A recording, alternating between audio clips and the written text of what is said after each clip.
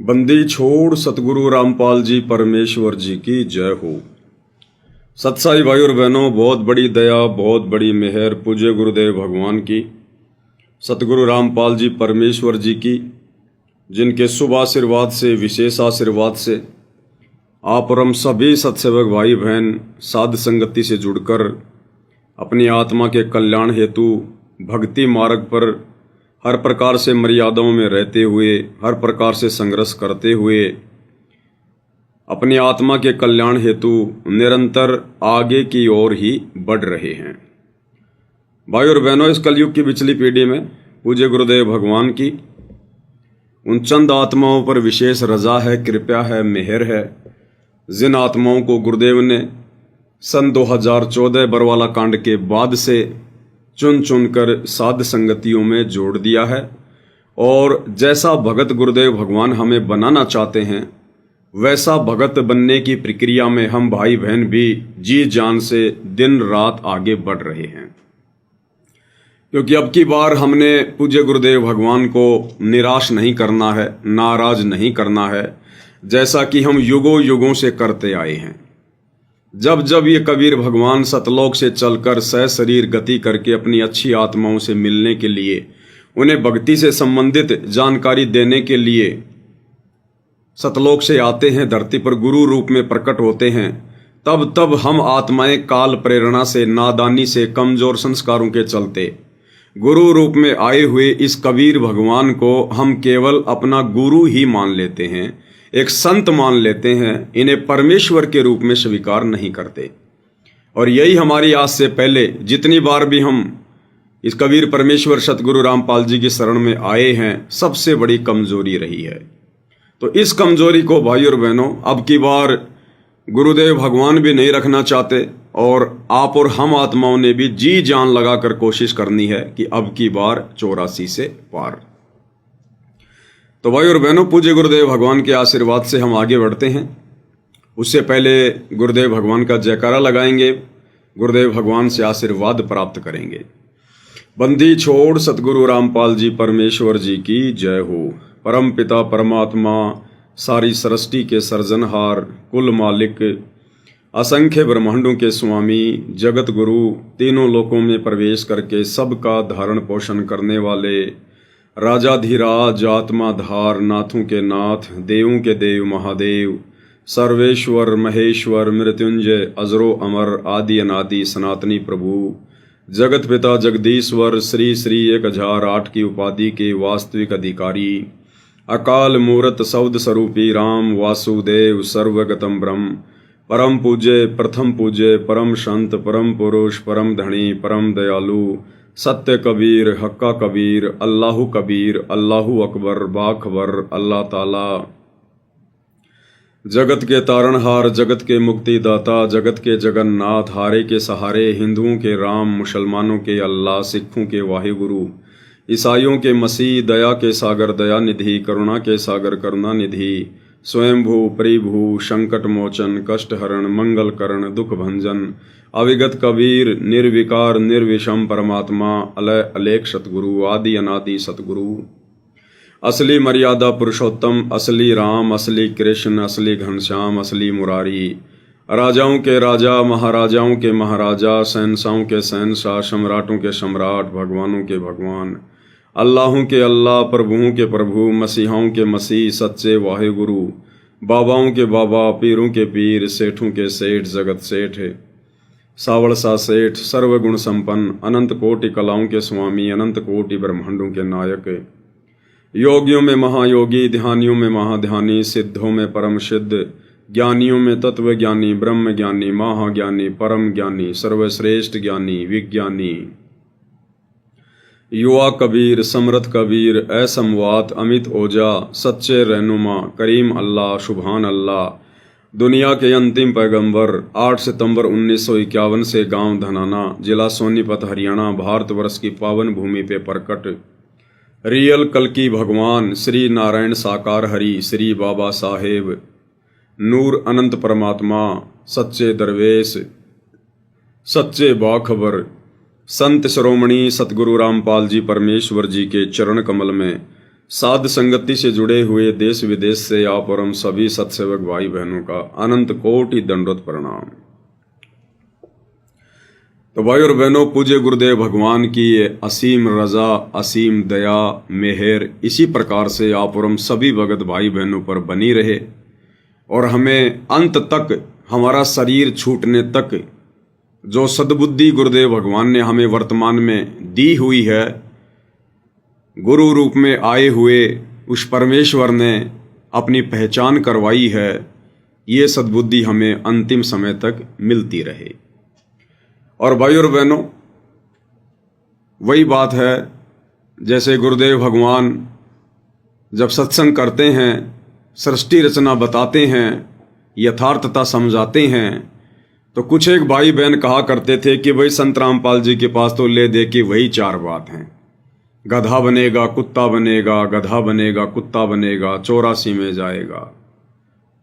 तो लोग कहते थे कि संत रामपाल जी के पास तो ले दे के वही चार बात है। अब भाई वो क्या बताएं अब इससे ज़्यादा गुरुदेव भगवान क्या समझाएंगे। हमारी बुद्धि में जितना ज्ञान समाएगा, हम जितना ज्ञान ग्रहण करने योग्य हैं, परमेश्वर उतना ही तो बताएंगे। अरे एक मेमोरी कार्ड आता है, मेमोरी कार्ड 2 MB का, 4 MB का, 4 GB का, 8 GB का। तो 4 MB के मेमोरी कार्ड में जितना स्पेस है, जितना स्टोरेज है, उसके अंदर उतना ही तो मटेरियल डाला जा सकता है। अगर इससे ज़्यादा मटेरियल डालोगे तो उसमें समाएगा नहीं, वो स्वीकार ही नहीं करेगा, एक्सेप्ट ही नहीं करेगा। तो इसी प्रकार भाई और बहनों, सतगुरु रामपाल जी परमेश्वर जी का ये तत्व ज्ञान, ये मूल ज्ञान, सार ज्ञान, ये अरबों खरबों जीबी का है, अरबों खरबों जीबी का। और आप और हम 2 कोटि के जीव, भले यहाँ कोई राष्ट्रपति है, चाहे बहुत बड़ा कोई वैज्ञानिक है, ले दे के 2-4 MB उसके दिमाग की, बस इतनी है औकात है। अब उस परमेश्वर के अरबों खरबों जीबी का वो ज्ञान अब 2-4 के मेमोरी कार्ड में कहाँ डलेगा। इसलिए परमात्मा केवल हमारे मतलब की बातें ही हमारे दिमाग में डालते हैं। और हमारे मतलब की बात यही है कि हम इस गंदे लोक 21 ब्रह्मांड की गंदी व्यवस्था से भली भांति परिचित हो जाएं, इस जन्म मरण के चक्कर से परिचित हो जाएं, तपतशिला का कष्ट, 84 लाख योनियों का कष्ट और नरक का कष्ट, इससे हम परिचित हो जाएं। और मनुष्य जन्म क्यों मिला है, हमारा निज घर कहाँ है, हम क्यों इस काल के जाल में फंसकर यहाँ पर असहनीय कष्ट उठा रहे हैं, और अब हमने करना क्या है। अब ले दे के यही तो परमेश्वर 4 बातें बताएंगे जो हमारे मतलब की हैं। अब बेमतलब की बातें तो परमात्मा करता नहीं है, क्योंकि बेमतलब की बातें तो बेमतलब के इंसान करते हैं। तो इसी प्रकार भाई और बहनों, ये जो साध संगतियां हैं गुरुदेव के आशीर्वाद से चल रही हैं, इनमें भी ले दे के मतलब की 4 चीजें ही बताई जाएंगी, 4 चीजें ही। कुछ एक भगत भाई बहन जो अभी काल प्रेरित हैं, पूरी तरह से उनके हृदय में गुरुदेव का तत्व ज्ञान समाया नहीं है, नीर खीर का निवेरा करने के योग्य अभी बने नहीं हैं। और जब वो साध संगति की वीडियो देखते हैं, सुनते हैं, तो मतलब की चीज़ें तो उनके दिमाग के ऊपर से निकल जाती हैं। फिर वो कहते हैं कि ये पवन दास तो बस 4 ही बात करता है, मैनेजमेंट ने ये कर दिया, मैनेजमेंट ने वो कर दिया, साध संगति में ये होता है, साध संगति में वो होता है। अरे और क्या, फिर जखड़ी गाएं भाई, और क्या गाएं, जखड़ी गाएं क्या। जखड़ी होती है, जब हम छोटे छोटे थे तो हमारे गांव में जब कोई बटेऊ आ जाता था, कोई मेहमान आ जाता था, कोई ताज़ा ताज़ा शादी होती थी किसी की, और जब वो बना जी आते थे तो उसकी सासू माता जी गांव की औरतों को इकट्ठा करके और गीत गुवाया करती थी। वो खाना खाता था, उस समय गांव की औरतें इकट्ठी होकर गीत गाया करती थी, तो उसमें जखड़ी भी गाई जाती थी। जखड़ी भी एक प्रकार का भजन ही होता था, गीत ही होता था। तो बताओ अब भाई साहब, पवन दास क्या जखड़ी गाए? अरे परमात्मा ने जो गवाना है वही तो गाएंगे। जैसे गुरुदेव भगवान ने नकली संतों के विषय में कहा बार बार, स्वर्ग और नरक की जानकारी दी, सृष्टि रचना की जानकारी दी, बस वही हमारे मतलब की थी। अब सात संगति में भी तो वही बातें बताई जाएंगी। जो लोग इस परमेश्वर के मार्ग में अंधे गधे की भूमिका निभा रहे हैं, इस परमेश्वर को ना पहचान कर, इनको मानुष मानकर अपने भी कर्म फोड़ रहे हैं, अन्य बेचारे नादान संगत के भी कर्म फुड़वा रहे हैं, गुरुदेव की मर्यादाओं की धज्जियां उड़ाते हुए सारे भक्ति और मर्यादा विरुद्ध कार्य किए जा रहे हैं और करवाए जा रहे हैं। अब इन्हीं सब बातों की तो जानकारी बताएंगे। और सात संगति में क्या होता है, सात संगति में किस प्रकार से भाई बहन मर्यादाओं में रहकर गुरु को परमात्मा मानकर अपने आत्म कल्याण के प्रति चिंतित होके भक्ति कर रहे हैं। अब यही तो सारी बातें बताई जाएंगी। अरे मैथ का टीचर तो मैथ की बातें बताएगा। अब वो साइंस वाले बच्चे कहें कि नहीं नहीं बस खाली इसको तो मैथ की बातें आती हैं, तो भाई मैथ वाले को तो मैथ की बातें आएंगी। तो इसी प्रकार भाई और बहनों, आप और हमने तो जब तक आप और हमारा जीवन गुरुदेव भगवान के आशीर्वाद से है, जब तक ये शरीर है, हमने तो अपने गुरुदेव भगवान की महिमा में यही जखड़ी गानी है, हमने तो यही गीत गाने हैं। हम तो इसी प्रकार से ये परमेश्वर की महिमा करते करते, सत्य का बखान करते करते, क्योंकि देखो गुरुदेव भगवान का मिशन यही है। अज्ञान और पाखंड को लेकर ही तो गुरुदेव ने मिशन चलाया, उसका सत्यानाश करने के लिए। अब गुरुदेव के मार्ग में यदि फिर से कोई अज्ञान फैलाएगा, पाखंड फैलाएगा, और वो भी संगत वाले, विशेषकर गुरुदेव के परिवार वाले, गुरुदेव के साथ में रहने वाले बड़े बड़े सेवादार, कोऑर्डिनेटर, तो बताओ फिर बाकी भगत भाई बहनों की जिनकी परमेश्वर ने बुद्धि ऑन कर रखी है, बताओ फिर वो भाई बहन ये गीत ना गाएंगे तो कौन से गाएंगे। तो भाई और बहनों, हमने इधर उधर की बातें नहीं सुननी है। दूसरी बात, कुछ है भगत भाई बहन, देखो उनकी एक कमजोरी है, कमजोरी को ठीक करना पड़ेगा भाई और बहनों। जब तक हर प्रकार से संशय रहित होकर साथ संगति से नहीं जुड़ोगे और सब कुछ समझने के बाद जब तक अपना एक टारगेट नहीं बनाओगे, दो नावों की सवारी करोगे, आप लोग भ्रमित रहोगे। बहुत सारे भगत भाई बहन फालतू के लोगों के वीडियो भी देखते रहते हैं, इधर से साथ संगति की वीडियो भी देखते रहते हैं। जब साथ संगति की वीडियो देखते हैं तो उनको लगता है कि साथ संगति के अलावा दूसरा कोई मार्ग ही नहीं है, बिल्कुल सही चल रहे हैं हम। और फिर फालतू के लोगों की वीडियो देख लेते हैं। अब फालतू के लोग तो काल प्रेरणा से मन में शंका ही पैदा करेंगे, उनकी तो ड्यूटी काल भगवान ने ये लगा रखी है। फिर उधर के वीडियो देख लेंगे, फिर उनके मन में शंकाएं उत्पन्न हो जाएंगी। और ये शंकाएं क्यों उत्पन्न हो रही हैं? क्योंकि परमात्मा कहते हैं, कहे कबीर सोए जन मेरा, जो नीर खीर का करे निवेरा। जो भगत अपने गुरुदेव के तत्व ज्ञान से अभी अच्छी तरह परिचित नहीं है, वो फिर दोनों तरफ की बातें सुन के और वो असमंजस में रहता है।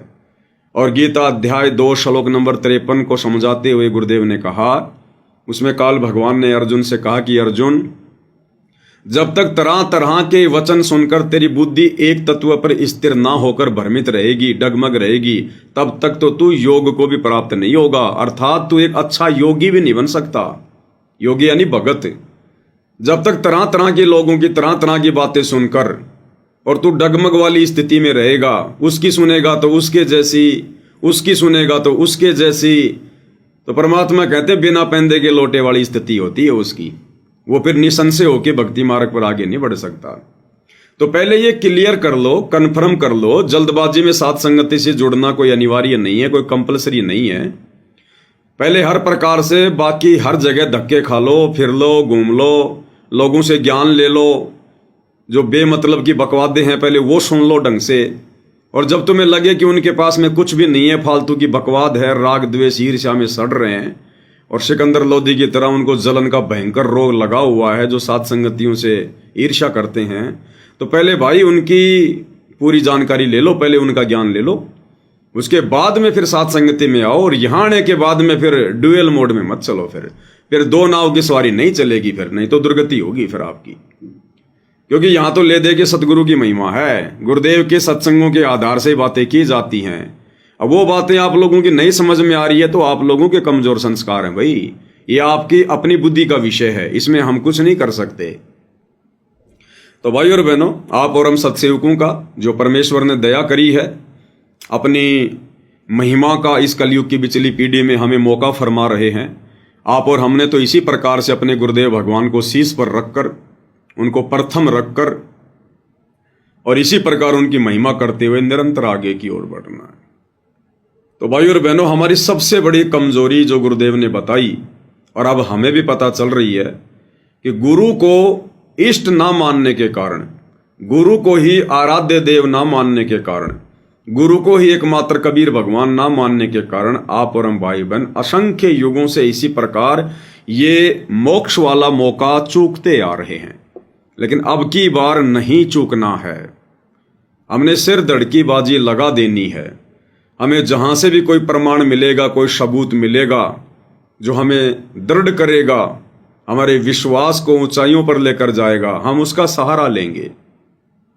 और हमने अपने गुरुदेव भगवान के प्रति पूर्णतया समर्पित होकर पतिव्रता पद पर रहकर और हमने अपनी भक्ति को और इस मनुष्य जीवन को सफल करना है।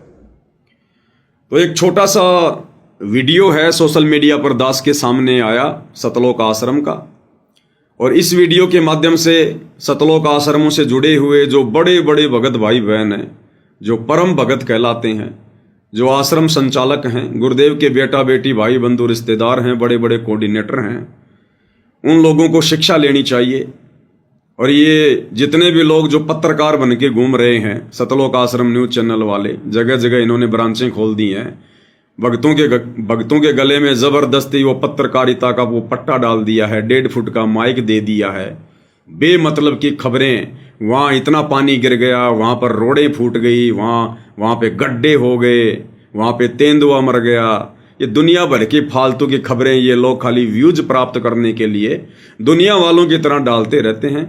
खुद का भी समय बर्बाद कर रहे हैं पत्रकार बनकर, और अन्य भगत भाई बहनों का भी अनमोल समय बर्बाद कर रहे हैं। तो भाई ये पत्रकार बनना रहने दो, पहले भगत बन लो अच्छे से। भगत बनकर भक्ति करने से हमारा आत्म कल्याण होगा, ये झूठी पत्रकारिता के चक्कर में पड़ने से कुछ नहीं मिलेगा। एक एक श्वास की कीमत गुरुदेव भगवान ने समझाई है।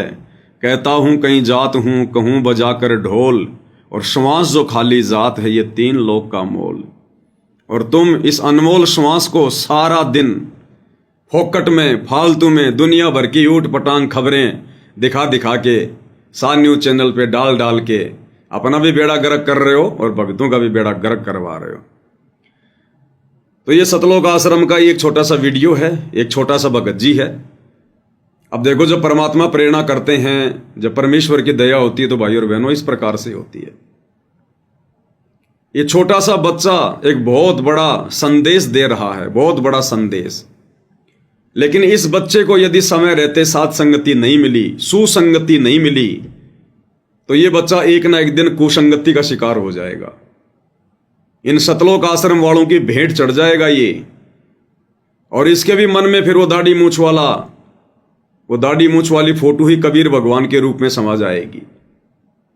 क्योंकि आश्रम में जाएगा तो भी वही देखेगा, घर पर रहेगा तो इसके माता पिता ने भी वही दाढ़ी मूछ वाली फोटो घर पे दरबार में लगा रखी होगी, इसके गले में लॉकेट में भी वही टांग रखी होगी। तो ये आत्मा बिगड़ जाएगी बेचारी साथ संगति के अभाव में। लेकिन फिलहाल इसके विचार बहुत अच्छे हैं।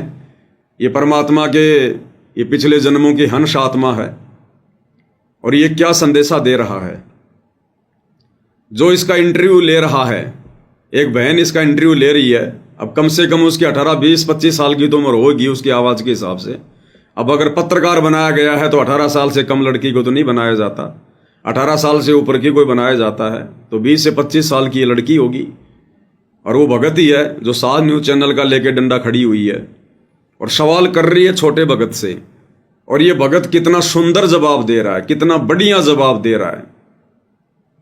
ऐसा जवाब तो गुरुजी के लड़के भी नहीं दे सकते, दोनों लड़के मिलकर भी ऐसा जवाब नहीं दे सकते, क्योंकि काल उनकी बुद्धि पे बैठा हुआ है। ये लड़की पूछ रही है आपके गुरुजी का क्या नाम है, तो भगत जी कह रहे हैं कि संत रामपाल जी महाराज। फिर ये लड़की कह रही है आप परमात्मा किसको मानते हैं, तो भगत जी कह रहे हैं कबीर साहिब को। सही बात है, क्योंकि वेदों में परमात्मा का नाम कबीर है, सतगुरु रामपाल जी का वेदों में नाम है कबीर। तो इन्होंने कहा कि कबीर साहिब। तो फिर वो लड़की कह रही है अच्छा आप गुरुजी तो मानते हैं संत रामपाल जी को, और आपके अनुसार कबीर भगवान है, परमात्मा है कबीर जी। तो ये छोटा भगत कह रहा कि नहीं नहीं, आपकी जानकारी के लिए बता दूं, उस बहन को कह रहा है कि नादान क्यों तूने 20-25 साल अपनी जिंदगी के फालतू में खो दिए। कह रहा है आपकी जानकारी के लिए बता दूं, संत रामपाल जी महाराज ही कबीर भगवान हैं। कितना सुंदर जवाब भाई और बहनों। फिर भी इन मतिहीन लोगों की, इन आश्रम वालों की आंखें नहीं खुल रही हैं। तो सुनते हैं छोटे भगत जी का बहुत ही बड़ा सा जवाब। का क्या नाम है? साईदास। थोड़ी सी आवाज कर देते हैं ताकि अच्छे से सुनाई दे।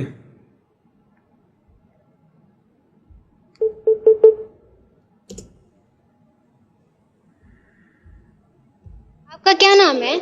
साईदास। आपके गुरुजी का क्या नाम है?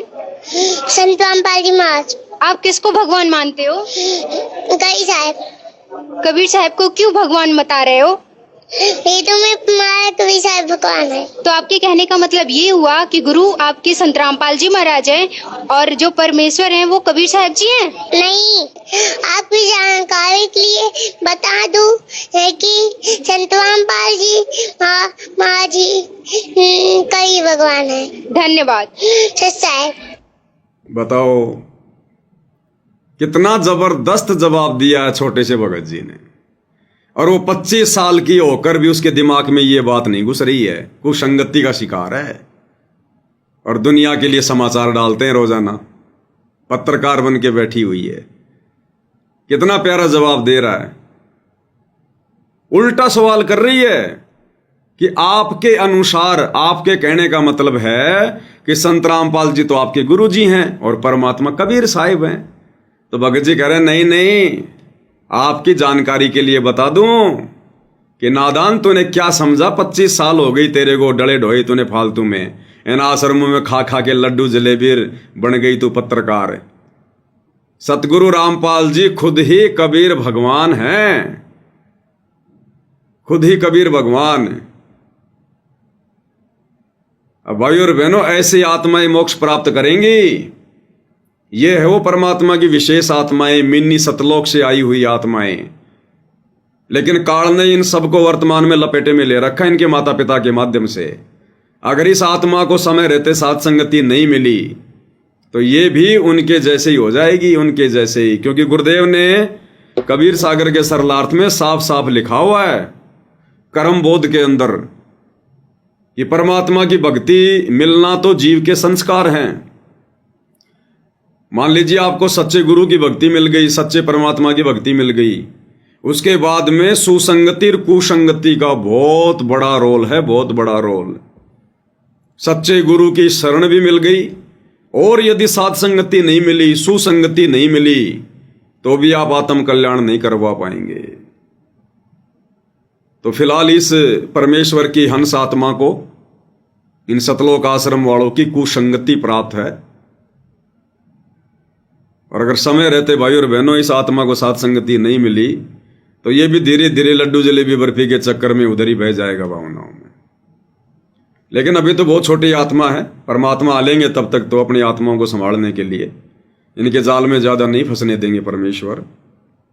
तो कितना सुंदर जवाब, कितना अच्छा जवाब एक बार फिर से सुनते हैं भाई और बहनों। आप और हमारा विश्वास दृढ़ होगा। और ये इस प्रकार के इंटरव्यू भाई और बहनों परमात्मा प्रेरणा करके दिलवाते हैं गुरुदेव भगवान। उन आश्रम वालों की तो फिर भी आंखें नहीं खुलेंगी, उसने तो करके धन्यवाद चलती बनी।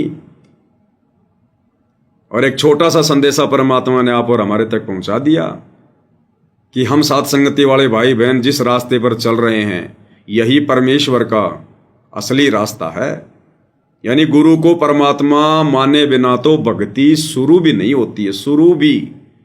भले आप अपने अंदर चाहे सार नाम लेकर, सार शब्द लेकर कितने बड़े भगत बने फिरो, गुरु को परमात्मा माने बिना तो भक्ति शुरू भी नहीं होती है। आपका क्या नाम है? साईदास। आपके गुरुजी का क्या नाम है? संत रामपाल जी महाराज। आप किसको भगवान मानते हो? कबीर साहब। कबीर साहब को क्यों भगवान बता रहे हो? ये तो मैं तुम्हारा कबीर साहब भगवान है। इन्होंने दाढ़ी मूंछ वाली फोटो को नहीं कहा कबीर साहब है। उसने सवाल क्या किया कि आप परमात्मा किसको मानते हो? तो कबीर साहब। फिर करिए कबीर साहिब को क्यों मानते हो परमात्मा? तो बहुत अच्छा जवाब दिया कि वेदों में प्रमाण है कबीर साहिब भगवान है। और वेदों में तो नाम कबीर है, फोटो थोड़ी लगी हुई है वेदों में दाढ़ी मूंछ वाली। तो अच्छा जवाब दिया कि हमारे गुरुजी सतगुरु रामपाल जी का ही नाम, वैदिक नाम उनका कबीर है। और आगे तो फिर पसीने ला दिए उस बहन के। बताओ, ये 5-6 साल का बच्चा परमात्मा की आत्मा और उस 25 साल की काल प्रेरित आत्मा को समझा रहा है कि नहीं, आपकी जानकारी के लिए बता दूं, संत रामपाल जी महाराज ही कबीर भगवान है। तो आपके कहने का मतलब ये हुआ कि गुरु आपके संत रामपाल जी महाराज हैं और जो परमेश्वर हैं वो कबीर साहब जी हैं? नहीं, आपकी जानकारी के लिए बता दूं है कि संत रामपाल जी महाराज जी कबीर भगवान है। धन्यवाद। संत रामपाल जी महाराज जी ही कबीर भगवान हैं। यही थे, यही हैं और यही रहेंगे। सतगुरु आदि अनादि है, यानी सतगुरु सबसे पहले था जब कोई नहीं था, और सतगुरु सबसे लास्ट तक रहेगा जब कोई नहीं रहेगा। सतगुरु आदि अनादि है और सतगुरु मध्य है मूल। मध्य यानी बीच बीच में भी परमात्मा ही आता है, स्वयं सतगुरु ही आता है। मध्य है मूल, और मूल यानी भक्ति की मूल, भक्ति की जड़ भी सतगुरु ही है। सतगुरु आदि अनादि है, सतगुरु मध्य है मूल, और सतगुरु को सिजदा करूं एक पलक नहीं भूल। सतगुरु को ही दंडवत करूं और एक पलक भी उनके अलावा, उनकी भक्ति के अलावा अपने ध्यान को ना भरमाऊं, ना भटकाऊं। बताओ फिर किसी और के लिए जगह कहां बच गई? तो भाई और बहनों, सतगुरु के इर्द गिर्द, सतगुरु के चरणों में पड़े रहने से ही हमारा मोक्ष संभव है। अन्यथा ये कागज के टुकड़े, ये बनावटी फोटो, और आजकल तो एआई से ना जाने सतगुरु रामपाल जी की ऐसी भुंडी भुंडी फोटो बनाई जा रही है, भुंडी भुंडी फोटो, ऐसे बेकार और लगते हैं। और खुली छूट मिल गई इनको, क्योंकि आश्रमों में ये गुरुजी के कार्टून बना बना के वीडियो चलाते हैं। अब जो बाकी लड़के हैं, लड़कियां हैं, जिनके हाथों में मोबाइल हैं, वो क्या सीखेंगे? तो इसी प्रकार से कार्टून बना बना के डाले जा रहे हैं, नकली फोटोएं बना बना के सोशल मीडिया पर डाली जा रही हैं सतगुरु रामपाल जी की। अरे नालायकों, अभी तो सतगुरु रामपाल जी ओरिजिनल रूप में धरती पर प्रकट हैं। अरे ये नकली फोटोएं, एआई से फोटोएं उस समय बनेंगी जब इनके धरती से जाने के बाद, हजारों साल बाद, जब इनकी ओरिजिनल फोटोएं भी समाप्त हो जाएंगी, तब लोग इस प्रकार की फोटोएं बनाया करते हैं। जैसे आजकल कोई झांसी की रानी की फोटोएं बना रहा है, कोई भगत सिंह की फोटोएं बना रहा है और कहता है देखो ये है भगत सिंह की ओरिजिनल फोटो, बड़ी मुश्किल से मिली है। तो अभी तो नालायकों, गुरु धरती पर है, अभी उनका कार्टून मत बनाओ। और डाल रहे हैं सोशल मीडिया पर बना बना के नकली फोटो। अरे उस नकली फोटो को देखने से हमारे पाप कर्म नाश होंगे क्या? सतगुरु की ओरिजिनल फोटो से ही, उसके दर्शन से ही पाप कर्म नाश होंगे, एआई वाली से नहीं होंगे। ये काल की सूक्ष्म चाल है, ये षड्यंत्र है काल का, विज्ञान का दुरुपयोग कर रहा है एआई का। अब लेकिन तुम लोग कैसे समझोगे इन बातों को? तुम्हारे सिर पे तो खुद काल बैठा है, वही तो सारे उल्टे काम करवा रहा है। तो कितना सुंदर जवाब दिया। और भाई और बहनों, गुरुदेव भगवान भी हमें यही समझाते हैं, हमें यही बताते हैं परमात्मा, और उनका यही, उनका एकमात्र ये प्रयास रहा है कि ये आत्माएं जितना हो सके कम समय में और गुरु को इष्ट मानकर, परमेश्वर मानकर अपनी भक्ति शुरू कर दें। और क्या कह रहे हैं गुरुदेव भगवान इस शॉर्ट वीडियो में कि पुण्यात्माओं, न्यू सोच लो इस दास के स्थान पर कबीर भगवान आ गए। अब बताओ तुम कैसा व्यवहार करोगे उनके साथ में। यानी हमें यह पता लग जाए कि सतगुरु रामपाल जी की जगह कबीर भगवान आए हुए हैं तो खुद ही कबीर भगवान, लेकिन गुरुदेव भगवान स्पष्ट रूप से ना कहकर अपने आप को छुपा कर अपने विधान अनुसार और संकेतों की भाषा में हमें समझाना चाहते हैं कि अगर तुम्हें यह कन्फर्म हो जाए कि संत रामपाल जी के रूप में कबीर जी धरती पर हैं, प्रकट हैं,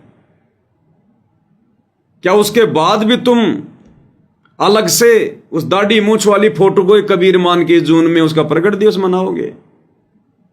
फिर कैसा व्यवहार करोगे तुम अपने गुरु के साथ जब पता चल जाए कि उनकी जगह पर कबीर साहिब हैं?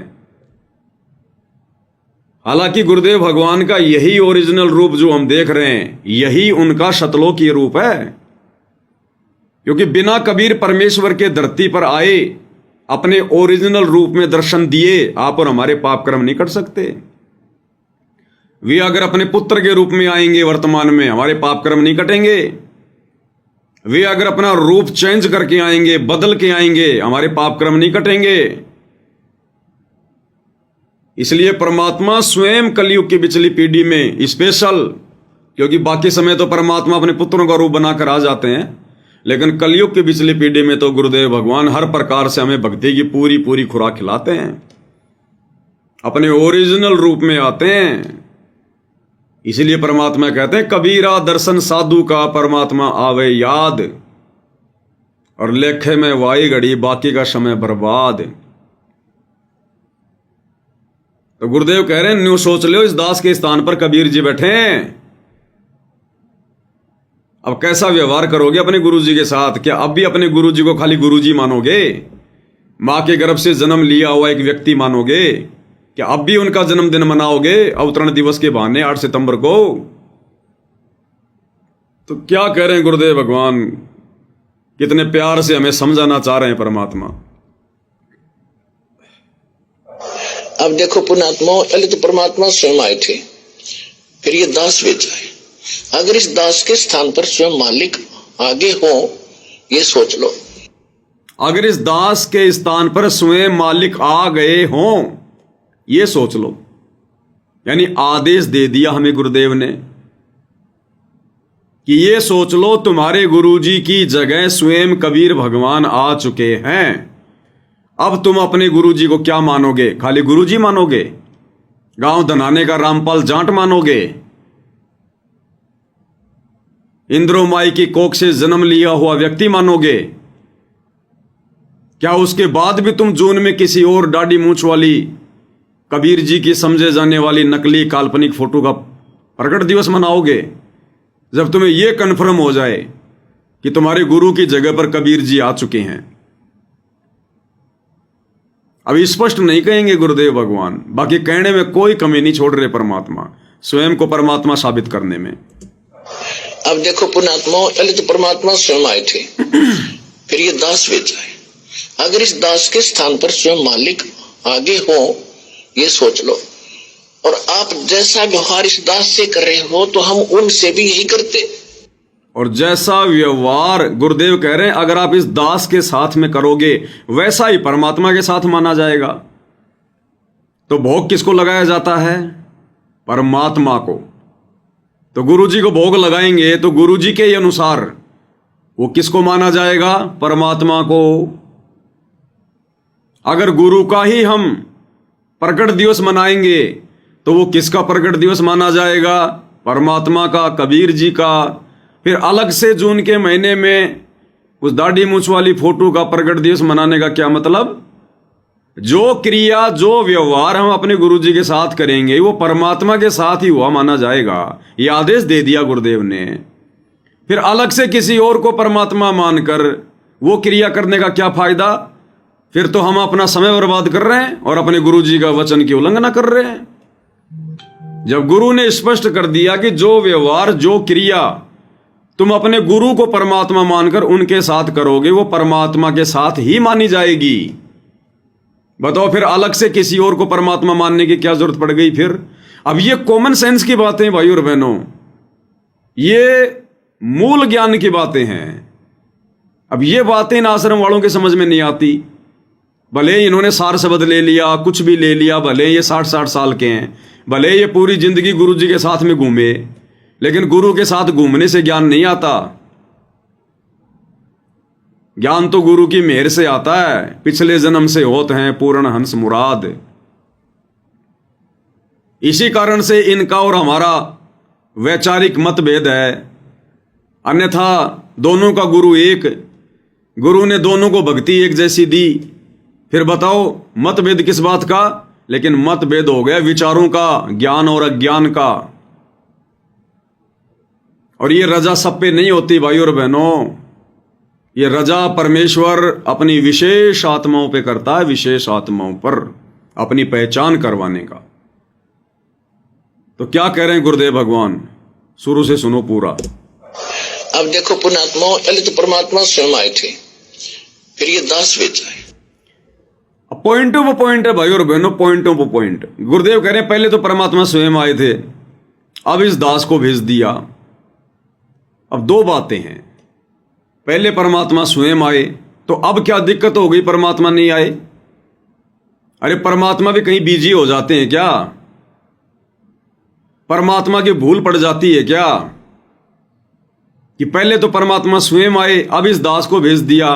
तो उसका कोई कारण भी तो होगा, दास को क्यों भेज दिया? क्योंकि हमने तो सृष्टि रचना में यही सुना और परमात्मा ने कहा है कि जिसका काम उसी को साजे और करे तो मूर्ख बाजे। तो काल लोक से अपनी आत्माओं को काल के बंधन से छुड़वाकर परमात्मा स्वयं लेकर जाते हैं। फिर अब अपने दास को क्यों भेज दिया? तो उसका जवाब तो मिलना चाहिए ना। लेकिन आपको कभी भी गुरुदेव ने इसका जवाब नहीं दिया, कभी भी ये कारण आपको नहीं बताया कि अब क्यों नहीं आए परमात्मा। अरे आज से पहले तो काल का इतना दबाव भी नहीं था, इतना प्रेशर भी नहीं था। अब है वो समय मोक्ष का। अब काल ने अपने पूरे 1000 मुंह 1000 हाथ खोल रखे हैं आप और हम आत्माओं को यहीं रोक कर रखने के लिए। तो ऐसे जोर के समय में कबीर जी किसी और को भेज देंगे, और जब नॉर्मल समय था तो कबीर जी खुद आ गए। तो कोई कारण तो होगा क्यों नहीं आए, रीजन तो होगा ना। तो यहां गुरुदेव अपने आप को स्वयं नहीं कहेंगे कि बच्चों मैं ही कबीर भगवान हूं, और संकेतों में सब कुछ कह दिया कि 12वें पंथ हम ही चलावें और सब पंथों को मिटाकर एक ही पंथ चलावें। तो 12वें पंथ में 17 फरवरी 1988 को आदरणीय रामदेवानंद जी को अपना मुंह बोला गुरु बनाकर स्वयं कबीर भगवान आ चुके हैं, और सन 1994 से अपना यथार्थ 13वां कबीर पंथ भी चला चुके हैं। अन्यथा बता दो तुम्हारे दाढ़ी मूंछ वाले कबीर जी ने इस वाणी के अनुसार कब चलाया कबीर पंथ? कौन से दिन उन्होंने कबीर पंथ की नींव डाली? तुम कहते हो 1997 में संत रामपाल जी को मिले, तो गुरु जी तो कहते हैं कि खाली थोड़े समय के लिए मिले थे। हालांकि मिलना कुछ नहीं था, परमात्मा की लीला है, खेल है परमात्मा का। तो गुरु जी तो कहते हैं कि थोड़े समय के लिए मिले, सार शब्द देने का आदेश दे गए, अंतर ध्यान हो गए। बताओ कहां पंथ चलाया उन्होंने? कहां 12वें पंथ में आए? अरे 12वां पंथ तो 1994 में खत्म हो गया था, और कबीर जी मिले सतगुरु रामपाल जी को 1997 में। तो 12वें पंथ में कहां आए कबीर जी, और कहां उन्होंने 13वां पंथ चलाया? फिर उनकी तो वाणी फैल हो गई, और एक वाणी गलत हो सकती है तो फिर तो सारी वाणियां गलत होंगी, उनकी बहुत सारी वाणियां गलत होंगी। बताओ फिर क्या विश्वास करें फिर हम उनकी वाणियों पर? तो भाई और बहनों, ना तो परमात्मा गलत हो सकता, ना परमात्मा की हमारी वाणियां गलत हो सकती। गलत हम हैं जो समझ नहीं रहे अपने गुरु जी के संकेतों को, सत्संगों को। तो 17 फरवरी 1988 को ही कबीर भगवान 12वें पंथ में आदरणीय रामदेवानंद जी को मुंह बोला गुरु बना के प्रकट हो चुके हैं, आ चुके हैं। और 8 सितंबर 1951 को सह शरीर सतलोक से चलकर धरती पर प्रकट हुए, आप और हमारी चरम दृष्टि को धोखा देते हुए। क्योंकि परमेश्वर की वाणी है, साहिब से सतगुरु भय, सतगुरु से भय संत, और धर धर वेख विशाल अंग, ये खेल है आदि और अंत। सारी लीला, सारी भूमिका ये परमात्मा स्वयं करता है। और फिर सन 1994 में अपना 13वां यथार्थ कबीर पंथ चला दिया। अन्यथा वो 97 वाले दाढ़ी मूंछ वाले कबीर जी ने कहां चलाया? है कोई प्रमाण, है कोई जवाब? दे दो किसी के पास है तो। तो भाई और बहनों, हमने समझना पड़ेगा, हमने विचार करना पड़ेगा। और क्या करें गुरुदेव भगवान अपने विषय में, समझदार को तो संकेत ही काफी है। अब देखो पुण्यात्मा, पहले तो परमात्मा स्वयं आए थे, फिर ये दास वेच आए। अगर इस दास के स्थान पर स्वयं मालिक आगे हो, ये सोच लो। और आप जैसा व्यवहार इस दास से कर रहे हो, तो हम उनसे भी यही करते। तो वहां कहते मौला बैठा मोर से, और देखे जन की भेड़, 12 कोट जमकी कर जहां एक नाम की खेड़। परमात्मा एकांत द्रोखे से देख रहा है आपकी सब रिहर्सल को, कि आप कैसी भावना रखते हो, कैसे आप भक्ति कर रहे हो, कितना दान में रुचि है, मेरे दास के प्रति आपके कैसे विचार हैं। तो वो ये समझ रहे हैं कि ऐसे ही मेरे प्रति है जो इसके प्रति है। और जब आप यहां से, जब आप शरीर छोड़कर जाओगे, तो इस दास के रूप में आपकी परीक्षा होगी त्रिकुटी पे। तो भाई, जिस दाढ़ी मूंछ वाली कबीर जी की नकली फोटो को आप आश्रम वाले भाई बहन कबीर भगवान मानकर पूज रहे हैं, अब गुरुदेव के इस प्रवचन अनुसार तो तुम्हारा वो दाढ़ी मूंछ वाला कबीर भगवान भी यही कह रहा है कि मम संत मुझे जान मेरा ही स्वरूपम, कि जैसे विचार, जैसे भाव तुम्हारे मेरे दास में होंगे, वैसे ही मेरे प्रति माने जाएंगे। तो जब तुम भगत भाई बहन जून के महीने में वो दाढ़ी मूंछ वाली कबीर जी की फोटो को कबीर मान के उसका प्रगट दिवस मनाते हो, भोग लगाते हो ना, वो भी बड़ा नाराज होता है। अगर तुम कोई और भगवान मान रहे हो ना, तो वो भी बड़ा नाराज होता है कि देखो इन मंद बुद्धियों को मैंने कितनी बार समझाया, किस किस प्रकार से समझाया, गुरु की महिमा करके समझाई कि गुरु बड़े हैं गोविंद से, और मन में देख विचार, और हरि सुमरे सोवार हैं गुरु भजे हुए पार। कबीर 7 दीप 9 खंड में गुरु से बड़ा ना कोई, और करता करे ना कर सके, यानी वो कबीर भी कुछ नहीं कर सकता और गुरु करे सो होए। तो तुम्हारे अनुसार यदि कोई और दाढ़ी मूंछ वाला कबीर सतलोक में बैठा है, तो तुम्हारी इन भक्ति, इन क्रियाओं से, यानी गुरु को छोड़कर जो तुम दाढ़ी मूंछ वाले फोटो को कबीर भगवान मान बैठे हो, तुम्हारा वो कबीर भगवान भी तुमसे बेहद नाराज है, बेहद नाराज। तो अंत में अगर मुक्ति प्राप्त करनी है, तो गुरु को परमेश्वर के रूप में हृदय से स्वीकार करना पड़ेगा। और यही बात 650 साल पहले जब सतगुरु रामपाल जी परमेश्वर कबीर नाम से बनारस के काशी में आए थे, लहरतरा तालाब पर शिशु रूप में प्रकट हुए, 120 वर्ष तक परमेश्वर ने लीला की। उस समय धर्मदास जी को भी शंका हो गई थी। धर्मदास जी को परमात्मा ने बताया कि आगे चल के तो बहुत खराब समय आएगा, घोर कलयुग आएगा, और उस समय मैं अपनी आत्माओं को पार करूंगा, सतलोक लेकर जाऊंगा, तेरे वंशजों को भी पार करूंगा धर्मदास। तो धर्मदास के मन में शंका उत्पन्न हो गई कि हे परमात्मा, अब वर्तमान में ही कितना घोर कलयुग है, और मुझ नीच को समझाने में आपको कितना प्रयास करना पड़ा, और आप कह रहे हो 650 साल आगे तो बहुत घोर जो है वो कलयुग आ जाएगा। तो उस समय आप कैसे पार करोगे जब आज ही आपकी कोई बात नहीं मान रहा। तो परमात्मा ने कहा कि तेरे ताई साची बता दूं, उस समय मैं खुद ही चल कर जाऊंगा, क्योंकि धर्मदास को शंका हो गई थी कि आपका दास कैसे पार करेगा किसी को। आप कह रहे हो मैं अपना दास भेजूंगा, अपनी आत्मा भेजूंगा, तो आज आपकी बात नहीं सुन रहे, और उस समय तो घोर समय होगा, आपके दास की कौन सुनेगा। तो कबीर जी ने कहा कि धर्मदास मैं तेरे से सच्ची बात बता देता हूं, उस समय मैं खुद ही जाऊंगा। और फिर परमात्मा कह रहे हैं कि काल के आगे परमात्मा ने थोड़ा सा भेद रखा था कि मेरा दास जाएगा, क्योंकि काल नहीं समझ सकता था ये बात है, क्योंकि वो तो उस समय जोगजीत रूप में अपना भाई मान रहा था उनको। तो काल के आगे परमात्मा ने थोड़ा भेद रखा, छुपाया कि मेरा दास जाएगा कलयुग की पिछली पीढ़ी में, और धर्मदास को परमात्मा ने क्लियर कर दिया कि मैं खुद ही जाऊंगा, 12वें पंथ हम ही चलावें, सब पंथों को मिटाकर एक पंथ चलावें। तो क्या कुछ कहा भगवान ने, सुनिए उन्हीं की जुबानी। तो परमात्मा ने कहा था कि चौथा युग जब कलयुग आवेगा, तब हम अपना एक दास भेजेंगे। तब हम अपना एक दास भेजेंगे, धर्मदास जी से कहा परमात्मा ने।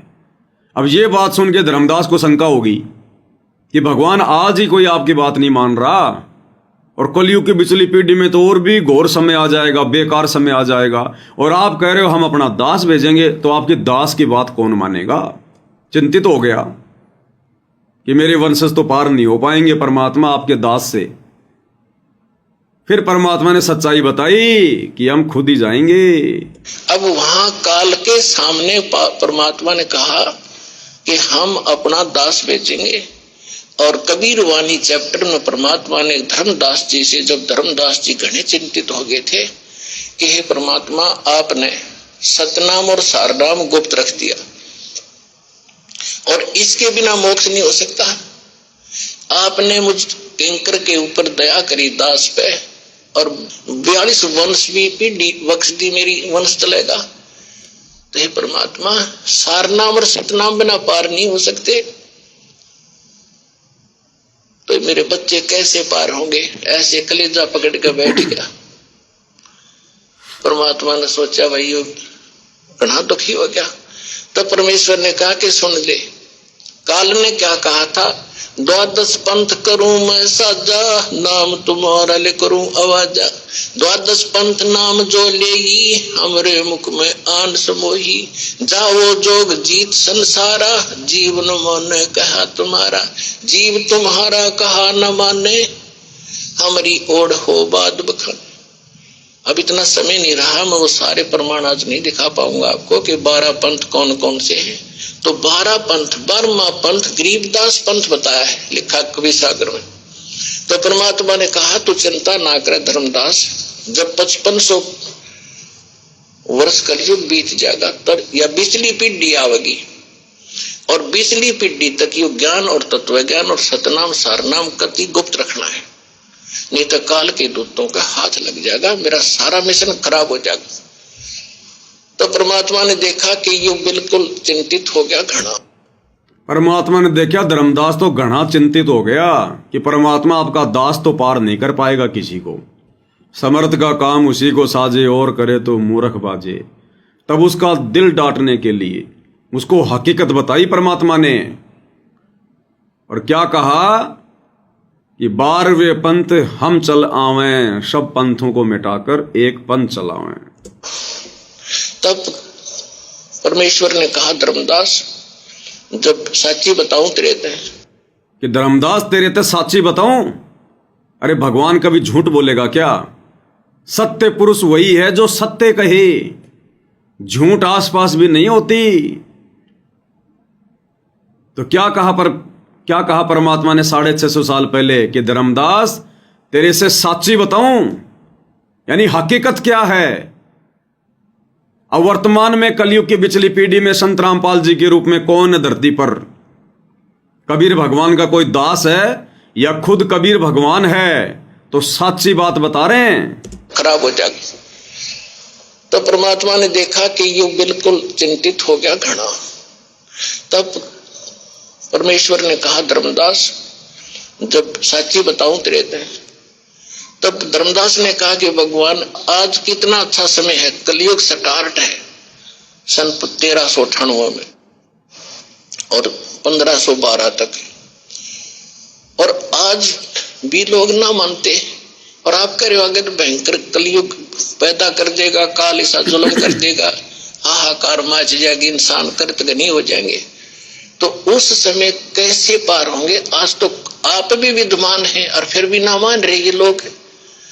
तो परमात्मा ने कहा जब 5500 वर्ष कलयुग बीतेगा और बर्मा वंश चल तो क्या होगा इस काल का, यानी गरीबदास पंथ तक, तो उस बर्म में पंथ में मैं आऊंगा स्वयं, और फिर सभी पंथों को खत्म करके एक पंथ बनाऊंगा।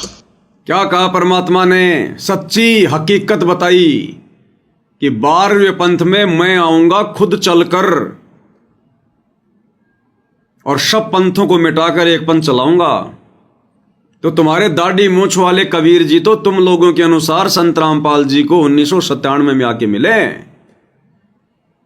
और 12वां पंथ खत्म हो गया 1994 में, क्योंकि 12वें पंथ के अंतिम गुरु आदरणीय राम देवानंद जी ने अपने सर्व अधिकार उपदेश देने का, सत्संग करने का 1994 में संत रामपाल जी के हाथ में दे दिया और खुद हो गए रिटायर। तो 12वां पंथ तो 1994 में खत्म हो गया और कबीर जी ने आना था 12वें पंथ में। तो कौन आए फिर 12वें पंथ में? सतगुरु रामपाल जी आए और 13वां पंथ उन्होंने आके चलाना था। 1994 में चलाया 13वां कबीर पंथ। अब ये तत्व ज्ञान है भाई और बहनों। ये सांसारिक पढ़ाई पढ़ते पढ़ते दिन रात वो मैथ के सवाल, वो सूत्र निकालते निकालते आप और हमारे को युग बीत गए, कुछ भी हाथ नहीं लगा। अब इसमें दिमाग लगाना पड़ेगा, इस परमात्मा के आध्यात्मिक ज्ञान में पीएचडी करनी पड़ेगी, इसमें चिंतन मनन मंथन करना पड़ेगा, सूत्र निकालने पड़ेंगे, पॉइंट टू पॉइंट ये कनेक्शन जोड़ने पड़ेंगे, तब जाकर ये काल हमारी आत्मा में ये बात ढंग से बैठने देगा। नहीं तो हवाई गुरु को परमात्मा कहने से भी बात नहीं बनेगी। दिल में जगह चाहिए, दिल में गुरु को परमात्मा मानने के लिए। और वो इस प्रकार से गुरुदेव के सत्संगों के ऊपर चिंतन मनन करने से, साध संगति के माध्यम से होगा। ऐसे बात नहीं बनेगी। तो गुरुदेव ने हकीकत बताई कि मैं खुद आऊंगा, नहीं हो जाएंगे। तो उस समय कैसे पार होंगे? आज तो आप भी विद्वान हैं और फिर भी ना मान रहे ये लोग। तो परमात्मा ने कहा जब 5500 वर्ष कलयुग बीतेगा और बर्मा वंश चल चुका होगा इस काल का, यानी गरीबदास पंथ तक, तो उस बर्म में पंथ में मैं आऊंगा स्वयं और फिर सभी पंथों को खत्म करके एक पंथ बनाऊंगा और सारी सृष्टि मेरा ही नाम लेगी। तेरे 42 वंश क्या सारी सृष्टि न पार करूंगा धर्मदास, 42 की जनता छोड़ दूं। तब उसका दिल डटा था और काल के सामने परमात्मा ने थोड़ा सा भेद रखा कि मैं अपना अंश भेजूंगा। और काल के सामने परमात्मा ने, जब परमात्मा अपने पुत्र जोगजीत के रूप में थे, थोड़ा सा भेद रखा कि जब कलयुग आएगा चौथा युग, तब हम अपना अंश पठाई। क्योंकि काल समझ ही नहीं सकता था। काल तो जोगजीत मान रहा था, परमात्मा को अपना भाई मान रहा था। अब जोगजीत का कौन सा अंश है? अगर उस समय परमात्मा कहते तो वो समझ ही नहीं पाता। इसलिए परमात्मा ने काल के आगे भेद रखा कि मेरा अंश जाएगा। अगर ये कह दें कि मैं खुद आऊंगा तो काल का कलेजा फट जाए। इसका मतलब ये जोगजीत नहीं है, ये तो खुद भगवान है, कबीर परमात्मा है, उसका कलेजा फट जाए। इसलिए परमात्मा ने उसके आगे कहा कि मैं अपना अंश भेजूंगा।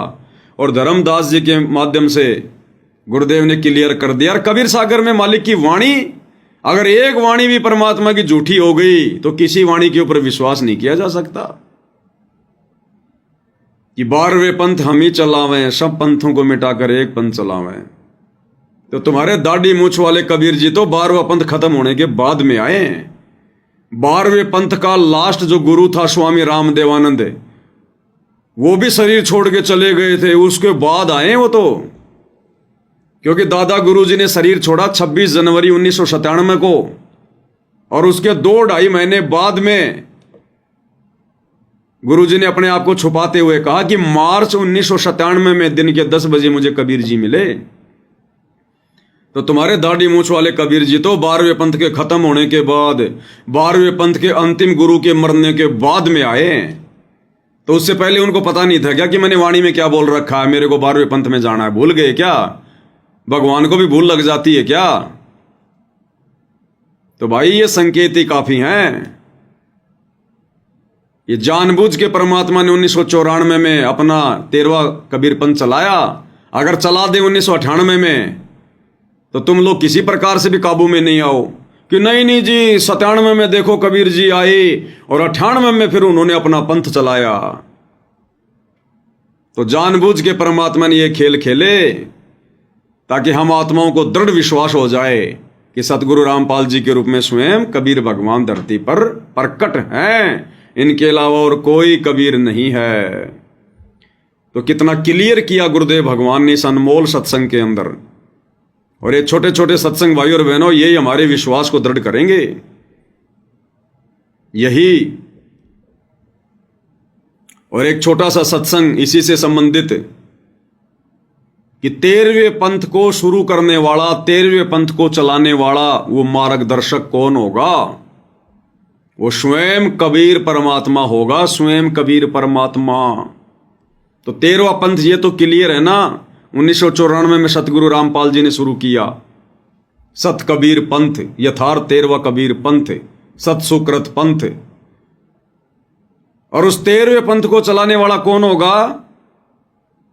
स्वयं कबीर परमात्मा होगा। क्या कह रहे हैं गुरुदेव भगवान अपने मुख कमल से?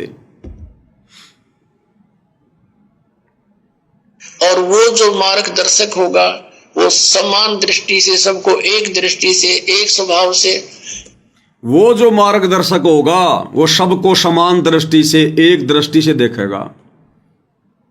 कौन मार्गदर्शक? भाई मार्गदर्शन कौन कर रहे हैं? अरे तुम्हारे दाढ़ी मूंछ वाले कबीर जी तो कहीं दिखाई नहीं दे रहे, वो तो किसी का मार्गदर्शन कर ही नहीं रहे। बताओ, सन 1993 से सत्संग करके मार्गदर्शन कौन दे रहे हैं दुनिया को? सन 1994 से नाम उपदेश देकर, सतनाम देकर, सारनाम देकर दुनिया का आत्म कल्याण कौन कर रहे हैं? मार्गदर्शन कौन कर रहे हैं? मार्गदर्शक की भूमिका कौन निभा रहे हैं? सतगुरु रामपाल जी या तुम लोगों के अनुसार वो दाढ़ी मूंछ वाला कबीर? तो यहां उस मार्गदर्शक की बात हो रही है। और मार्गदर्शक वो होता है जो आध्यात्मिक मार्गदर्शन करे। और वो कैसे करेगा? शास्त्रों के आधार से करेगा। 5वें वेद, सूक्ष्म वेद को खोल के बताएगा, सत्संग के माध्यम से करेगा।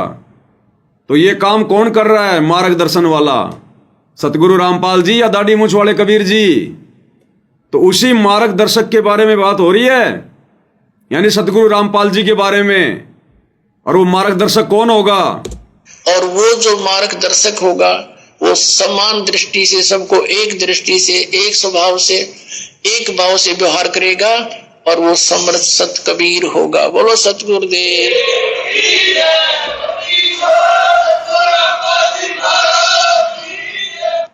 और वो कौन होगा? वो समर्थ सत्य कबीर ही होगा। तो कौन है वर्तमान में कबीर धरती पर? सतगुरु रामपाल जी, स्वयं कबीर परमात्मा। इसलिए उस दाढ़ी मूंछ वाली कबीर की समझे जाने वाली बनावटी, नकली, मुर्दा, बेजुबान फोटो का सतगुरु रामपाल जी के यथार्थ 13वें कबीर पंथ में, उनके भक्तों के दिल में, घर में, दरबार में कोई स्थान नहीं है, कोई जगह नहीं है। और मंद बुद्धि होगा वो भगत, सबसे बड़ा महामूर्ख होगा जो सतगुरु रामपाल जी से उपदेश लेने के बाद अगर उस दाढ़ी मूंछ वाली कबीर की समझे जाने वाली फोटो को परमात्मा मानकर उसमें जरा भी आस्था रखेगा। क्योंकि गुरु और गोविंद दो नहीं भाई, जब तक दो समझोगे दो जग में जाई। नरक में जाने वाले काम है, नरक में जाने वाले काम।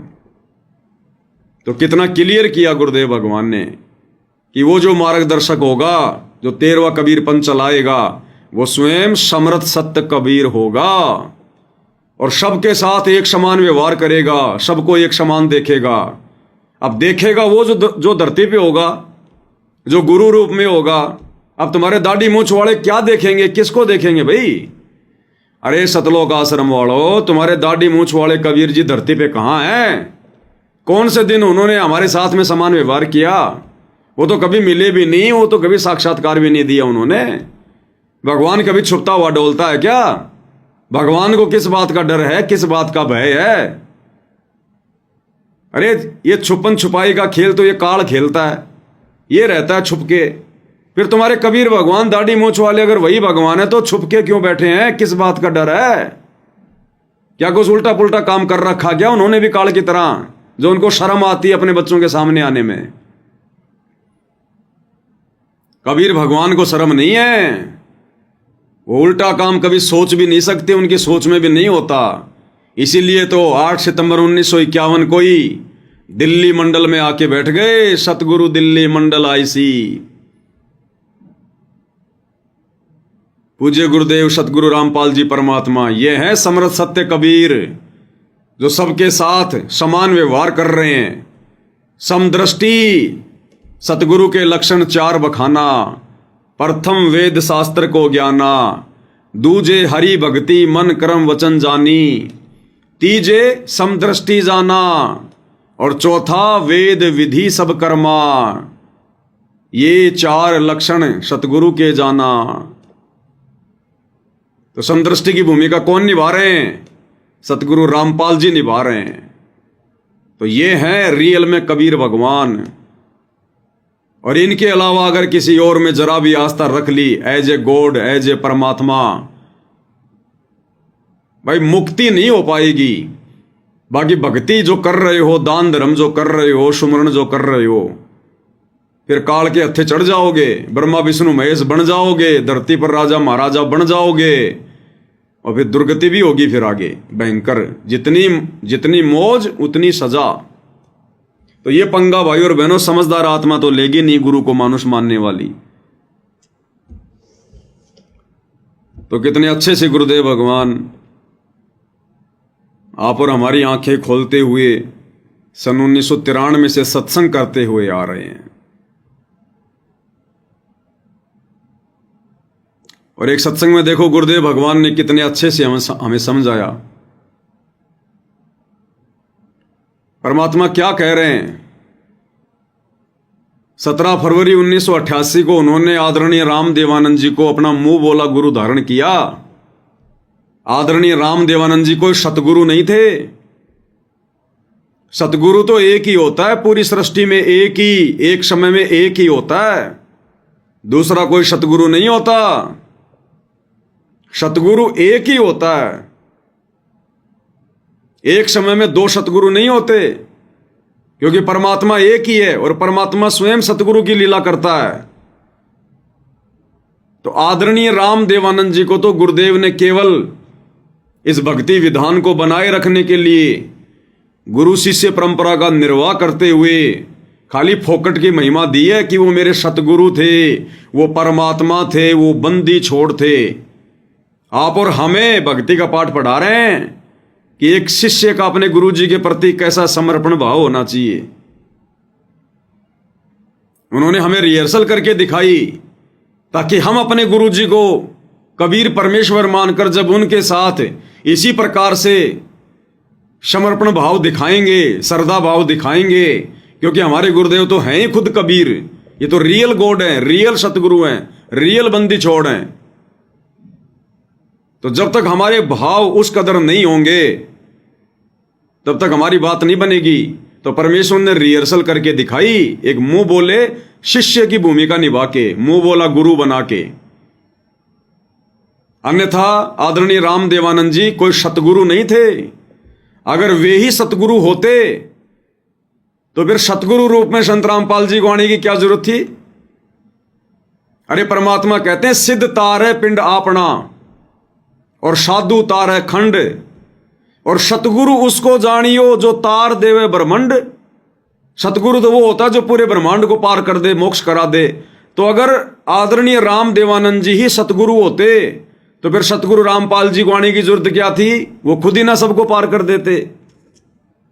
तो एक समय में धरती पर एक ही सतगुरु होता है। अब बताओ, फिर जब खुद सतगुरु रामपाल जी सतगुरु हैं, फिर 1997 में सतलोक से चलकर और कौन सा दाढ़ी मूंछ वाला सतगुरु आएगा। क्या सतगुरु भी 2 होते हैं क्या, 3 होते हैं क्या। एक तो आदरणीय राम देवानंद जी हो गए सतगुरु, एक सतगुरु रामपाल जी हो गए सतगुरु, और एक 1997 में दाढ़ी मूंछ वाले कबीर जी हो गए सतगुरु। अरे भगवान भी 3 होते हैं क्या। तो क्या कह रहे हैं गुरुदेव भगवान, क्लियर कर रहे हैं परमात्मा, ध्यान से सुनिएगा। कौन ब्रह्मा का पिता है, ये 18 पुराण पढ़ते हैं, आज तक ये नहीं मालूम कि कौन ब्रह्मा का पिता है, कौन विष्णु की मां, शंकर का दादा कौन है। कोई तो जो बता। अब तो सभी बता देंगे, क्योंकि ये ज्ञान इस दास के द्वारा परमात्मा ने प्रकट करवा दिया। लेकिन आज से जब से ये दास ये कथा सुनाने लगा है, सत्संग करने लगा, उससे पहले का कोई व्यक्ति बता के दिखा दो, हम मान जाएंगे वो कोई। क्या कह रहे हैं गुरुदेव? कौन ब्रह्मा का पिता है, कौन विष्णु की मां, शंकर का दादा कौन है, हमको दे बता। तो सतगुरु रामपाल जी कह रहे हैं कि अब तो हर कोई बता देगा, क्योंकि दास 1993 से बता रहा है, समझा रहा है, अब तो हर कोई बता देगा। लेकिन गुरुदेव कह रहे इस दास से पहले का कोई व्यक्ति, कोई संत बता के बताओ, एक का भी नाम बताओ जिसको पता हो कि ब्रह्मा का पिता कौन है, विष्णु की माता कौन है, शंकर का दादा कौन है। क्या कह रहे हैं गुरुदेव? शब्दों पे ध्यान देना। इस दास से पहले का कोई संत बताओ। तो सतगुरु रामपाल जी से पहले वाले संत तो भाई उनके गुरुजी थे। अरे सतगुरु रामपाल जी से पहले तो उनके गुरुजी थे ना संत। तो गुरुजी ने तो उनको भी रिजेक्ट कर दिया कि इससे पहले का कोई संत बताओ, तब हम मान जाएंगे। और सतगुरु ने कह दिया तो कह दिया, फिर कोई नहीं हो सकता। तो क्लियर कर दिया गुरुदेव ने कि इस दास से पहले का कोई संत बताओ जो ये बातें जानता हो, जो ये तत्व ज्ञान जानता हो। तो गुरुदेव ने खुद अपने गुरुजी को भी रिजेक्ट कर दिया, क्योंकि गुरुजी से पहले तो संत उनके गुरुजी थे ना, उनको भी रिजेक्ट कर दिया ये कह के कि इस दास से पहले का कोई संत बताओ, हम मान जाएंगे। अब बताओ भाई और बहनों, फिर दादा गुरुजी के पास में सार नाम कहां से आ गया, सार शब्द कहां से आ गया? भाई जिनको ज्ञान संपूर्ण नहीं, जिनको ज्ञान पूरा नहीं, उनके पास में सार शब्द कहां से आ जाएगा? इसलिए दास बार बार कहता है, हमारे दादा गुरुजी को स्वयं सतगुरु रामपाल जी ने सार नाम दिया, सार शब्द दिया। उनके पास में नहीं था सार नाम, सार शब्द। जो गुरुदेव अपने आप को छुपा के कहते हैं ना कि मेरे पूज्य गुरुदेव जी ने मुझे सार नाम दिया, अरे उनको तो ज्ञान भी पूरा नहीं था, खुद गुरुजी रिजेक्ट कर रहे हैं। और जिसके पास ज्ञान पूरा नहीं हो उसके पास में सार नाम कहां से आ जाएगा? तो ये परमात्मा स्वयं सार शब्द है। इनको किसी से सार शब्द लेने की जरूरत नहीं पड़ती, ये स्वयं जगत गुरु है। अरे हम गुरु जी को जगत गुरु कहते हैं ना, तो जगत गुरु कौन होता है? जगत गुरु वो नहीं होता जो किसी को गुरु बना के पहले ज्ञान ले, फिर आगे ज्ञान समझाए और जगत गुरु की उपाधि प्राप्त करे। फिर वो काहे का जगत गुरु? अरे फिर काहे का जगत गुरु? फिर जगत गुरु तो वो हो गया जिससे सतगुरु रामपाल जी ने ज्ञान लिया, यानी आदरणीय रामदेवानंद जी हो गए जगत गुरु। जगत गुरु परमेश्वर को कहा जाता है। जाति हमारी जगत गुरु, परमेश्वर है पंथ, और गरीब दास लिखित पड़े मेरा नाम निरंजन कंत। तो जगत गुरु वो होता है जो जगत को ज्ञान देता है, ना कि जगत वालों से ज्ञान लेके फिर आगे ज्ञान देता है। तो नादानों, हम जो अपने गुरुदेव को जगत गुरु कह रहे हैं ना, तो जगत गुरु की भी परिभाषा हमें अच्छे से समझ में आनी चाहिए। जगत गुरु कभी किसी को गुरु बना के उससे ज्ञान लेके फिर आगे जगत गुरु नहीं कहलाता। इससे स्पष्ट होता है कि सतगुरु रामपाल जी ने केवल अपना मुंह बोला गुरु बनाया था उनको, आदरणीय रामदेवानंद जी को। उनके पास में कोई सार नाम, कोई सार शब्द नहीं था। उनको तो खुद सार नाम की भूख थी, भूख। सतनाम भी नहीं था उनके पास में, सतनाम भी। उनको सतनाम भी सतगुरु रामपाल जी ने दिया।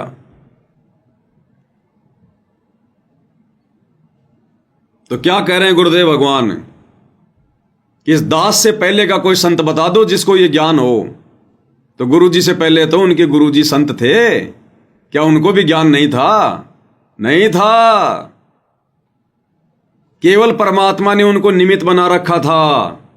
आदरणीय गरीबदास जी से लेकर आगे धीरे धीरे धीरे धीरे इस पंथ को यहां तक लेकर आना, ये कड़ी से ये कड़ी जोड़ना, गुरु परंपरा को बनाए रखना, अन्यथा ये दूसरे नकली ये पंथ वाले, ये कबीर पंथी, ये सतगुरु रामपाल जी को बोलने नहीं देते कि कहां है तुम्हारी गुरु परंपरा, कब से चली आ रही है तुम्हारी ये गुरुआई। संत रामपाल जी तो निगुरा है, आप और हमारे मन में सौ सौ शंका पैदा कर देते।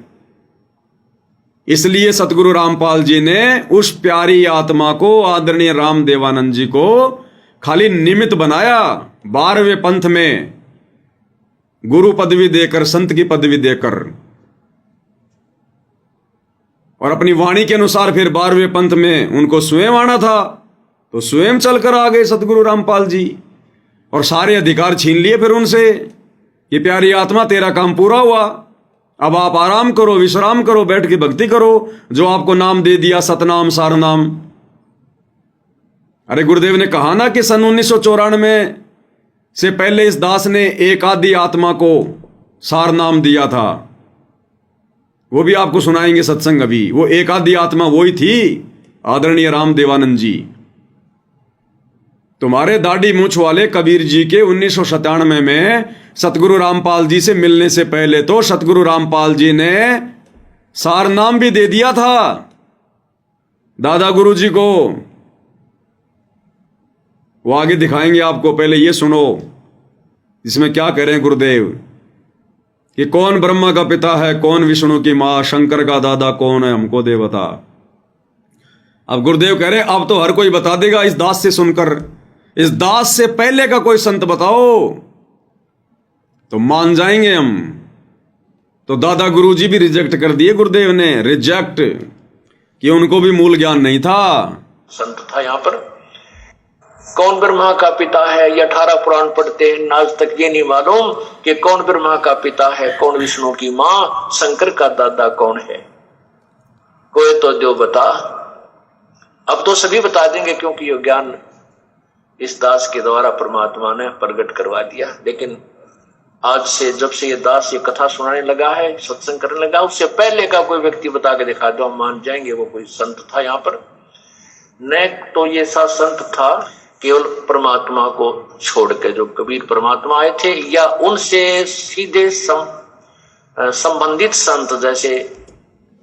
क्या कह रहे हैं गुरुदेव, उस कबीर परमात्मा को छोड़कर और उनसे मिले हुए जो संत हैं उनको छोड़कर। और गुरुदेव कह रहे 7 संतों मुझे ध्यान है, 7 संतों का तो मेरे पास में प्रमाण है जिनको कबीर जी मिले, ये मूल ज्ञान दिया। और उन 7 संतों में दादा गुरु जी का नाम नहीं है, आदरणीय राम देवानंद जी का नाम नहीं है। और देखना कितना बड़ा भाई और बहनों आज की वीडियो में निष्कर्ष निकलेगा, और यह दृढ़ विश्वास होगा हम आत्माओं को कि कबीर केवल धरती पर सतगुरु रामपाल जी हैं, दूसरा कोई कबीर किसी ब्रह्मांड में, सतलोक में कहीं नहीं है। अगर वहां भी कोई बैठा है तो सतगुरु रामपाल जी ही बैठे हैं, क्योंकि अनंत कोटि कलाओं के स्वामी है। तो क्या कह रहे हैं गुरुदेव, आज से पहले का कोई संत बताओ।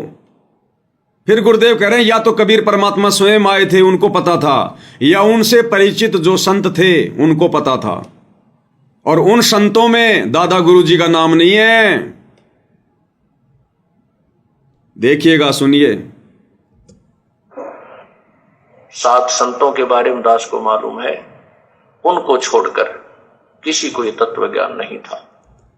गुरुदेव कह रहे 7 संतों का नाम दास को याद है, उनको छोड़कर किसी को तत्व ज्ञान नहीं था।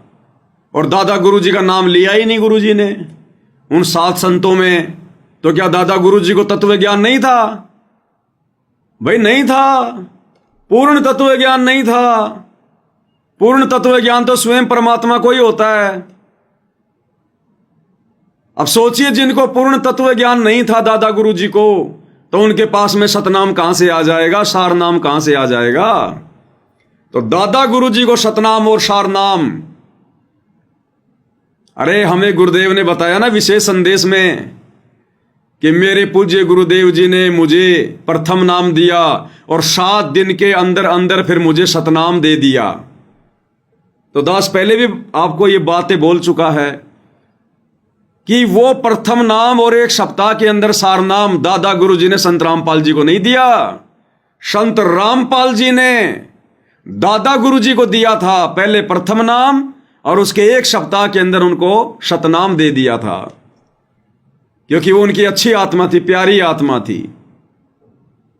इस मार्ग में उन्होंने भूमिका निभाई थी एक संत की। तो सतगुरु रामपाल जी ने 1 सप्ताह के अंदर अंदर प्रथम नाम और शतनाम ये दादा गुरु जी को दिया था, ना कि दादा गुरु जी ने सतगुरु रामपाल जी को दिया था। ये कबीर मार्ग भाई और बहनों उल्टा चलता है, उल्टा। कबीर का ज्ञान अटपटा और झटपट समझ में ना आए, और जिसको झटपट समझ में आ जाए उसकी सारी खटपट निकल जाए। ये इतना जल्दी समझ में नहीं आता। तो वो शतनाम और प्रथम नाम संत रामपाल जी ने अपने गुरु जी को, मुंह बोले गुरु जी को 1 सप्ताह के अंदर अंदर दिया था। अब उन 7 संतों का नाम बताया जा रहा है जो परमात्मा से परिचित थे, जिनको तत्व ज्ञान था। उसमें दादा गुरु जी का नाम नहीं है। तो मालूम है उनको छोड़कर किसी को ये तत्व ज्ञान नहीं था। वो कौन कौन है? आदरणीय धर्मदास साहिब जी, आदरणीय गरीबदास साहिब जी, आदरणीय दादू साहिब जी, आदरणीय मलुक साहिब जी, आदरणीय गीसा साहिब जी, आदरणीय नानक साहिब जी और आदरणीय गरीबदास साहिब जी। ये 7 संत, इससे इनकी वाणी में प्रमाण है। अन्य किसी भी संत की अपने अनुभव की बुक में कोई तत्व ज्ञान नहीं है। बताओ, दादा गुरु जी तो फेल हो गए। दादा गुरु जी को तो तत्व ज्ञान था ही नहीं, गुरु जी ने रिजेक्ट कर दिया। उनको तो कबीर जी भी नहीं मिले। जैसे कि दाढ़ी मूछ वाले कबीर जी गरीबदास जी को मिले, धर्मदास जी को मिले, मलुकदास जी को मिले, दादू दास जी को मिले, गीसा दास जी को मिले, नानक जी को मिले, और हमारे दादा गुरु जी को तो कबीर जी भी नहीं मिले, दाढ़ी मूछ वाले। भाई मिलना चाहिए था ना, इतनी अच्छी आत्मा थी, 12वें पंथ का गुरु था, भगवान ने एक बार तो दर्शन देना चाहिए था ना। लेकिन अपने एक सत्संग में गुरु जी कह रहे हैं एक शब्द में कि कबीर जी आदरणीय राम देवानंद जी को भी मिले, और वैसे कोई प्रमाण है ही नहीं कहीं। अब कैसे मिले कबीर जी, कब मिले कबीर जी दादा गुरु जी को? अब वो शब्द लेंगे भाई और बहनों हम परमात्मा का। अब उस शब्द के माध्यम से क्लियर होगा कि कबीर जी कब और कैसे आदरणीय राम देवानंद जी को मिले। क्योंकि गुरु जी ने शब्द में लिखा है तो झूठ नहीं हो सकता, और वैसे गुरु जी ने कभी बताया नहीं, कोई प्रमाण नहीं कि कबीर जी आदरणीय राम देवानंद जी को मिले। तो एक शब्द के माध्यम से देखना भाई और बहनों कितना क्लियर होगा आज गुरुदेव भगवान के आशीर्वाद से। और शतलोक, और कौन सा शब्द है?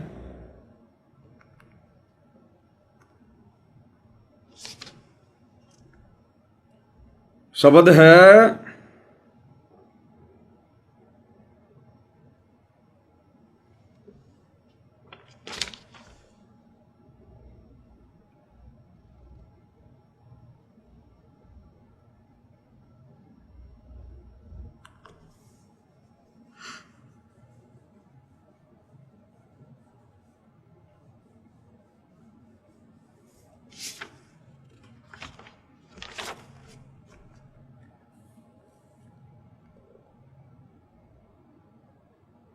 तुम कर दो पल में पार हो जा रजा थारी।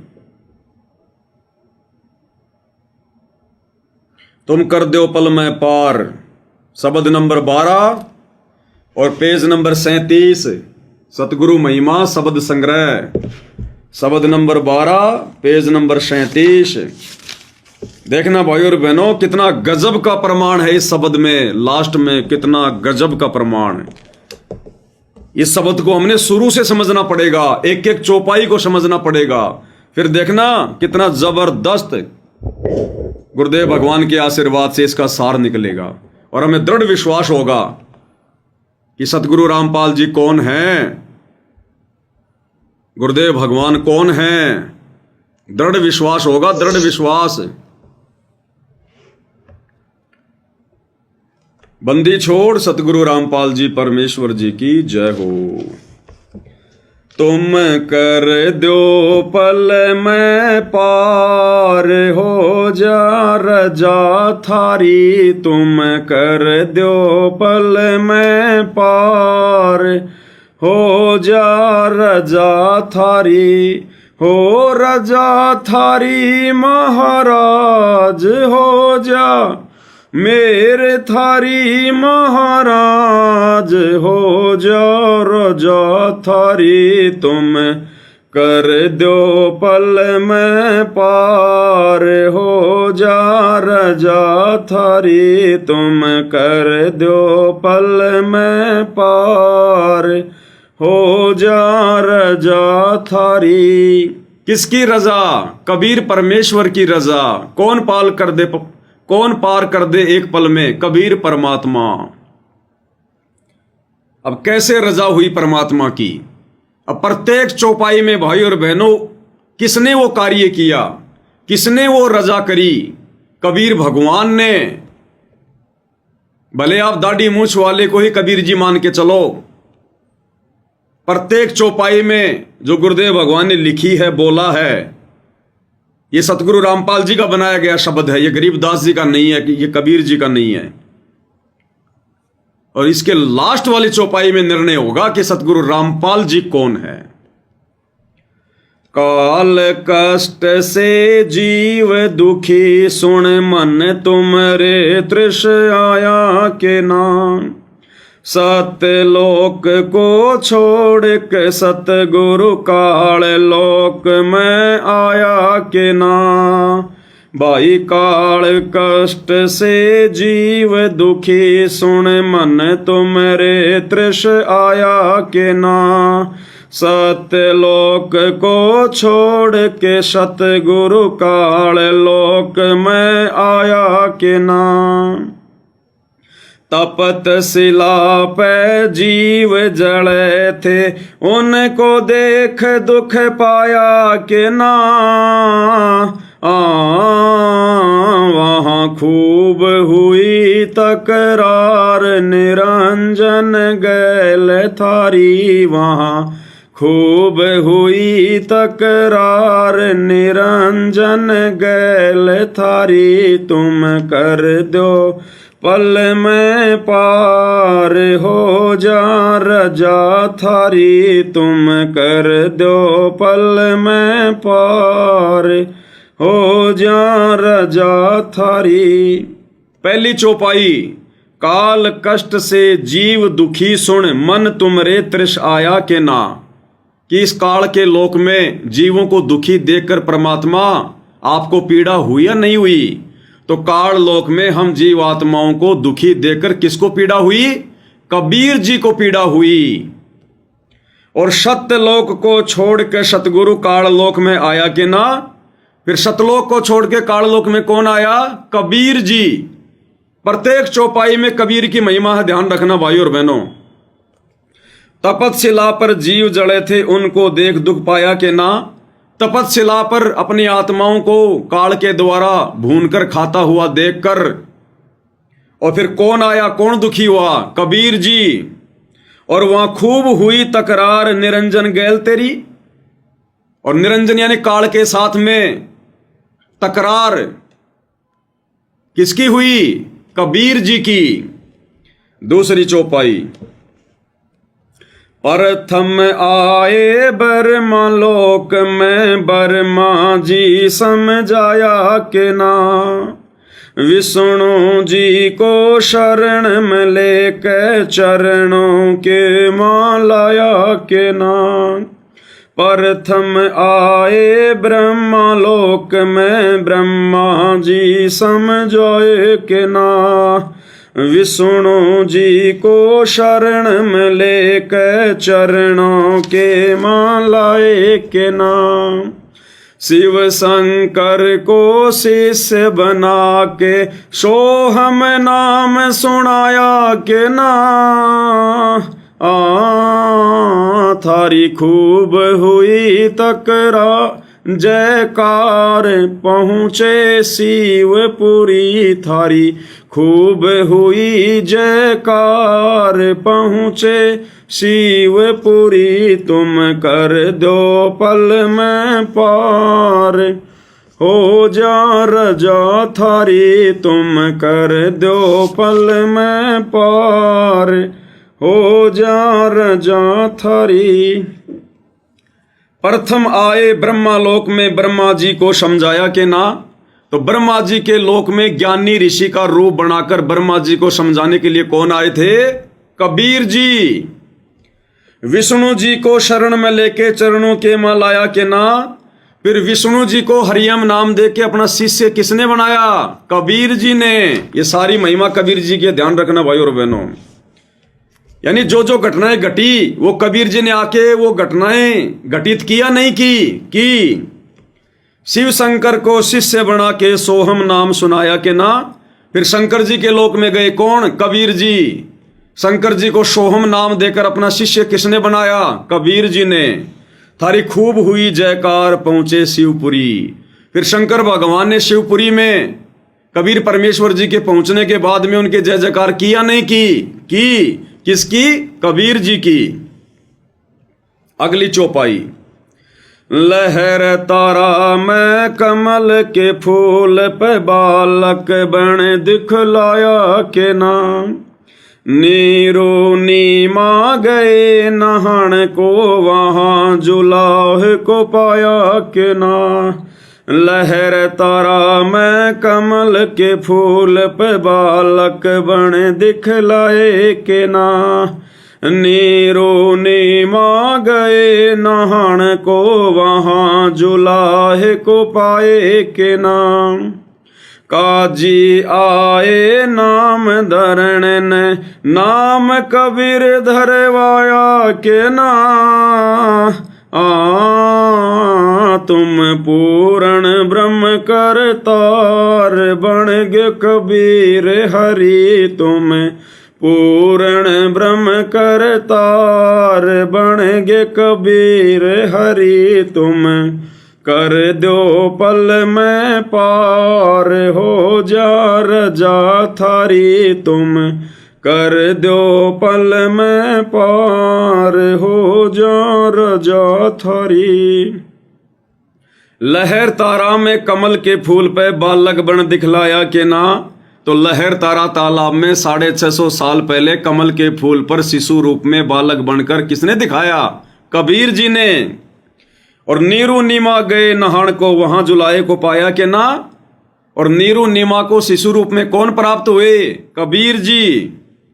काजी आए नाम धरण ने नाम कबीर धरवाया के ना, काजी किसका नाम रखने आए थे? किसका नामकरण करने आए थे? कबीर जी का। तुम पूर्ण ब्रह्म करतार बन गए कबीर हरि। कौन? स्वयं कबीर जी। अगली चौपाई क्या कहती है? मथुरापुरी में धर्मदास को आके आप चिताए के नाम, कर्म कांड में उलझा प्राणी सतमार्ग दिखलाए के ना, भाई मथुरापुरी में धर्मदास को आके आप चिताए के ना, कर्म कांड में उलझा प्राणी सतमार्ग दिखलाए के नाम, ब्रह्मांड 21 ये काल राज, ये राज काल का न्यो सुन के धड़का खाए के ना,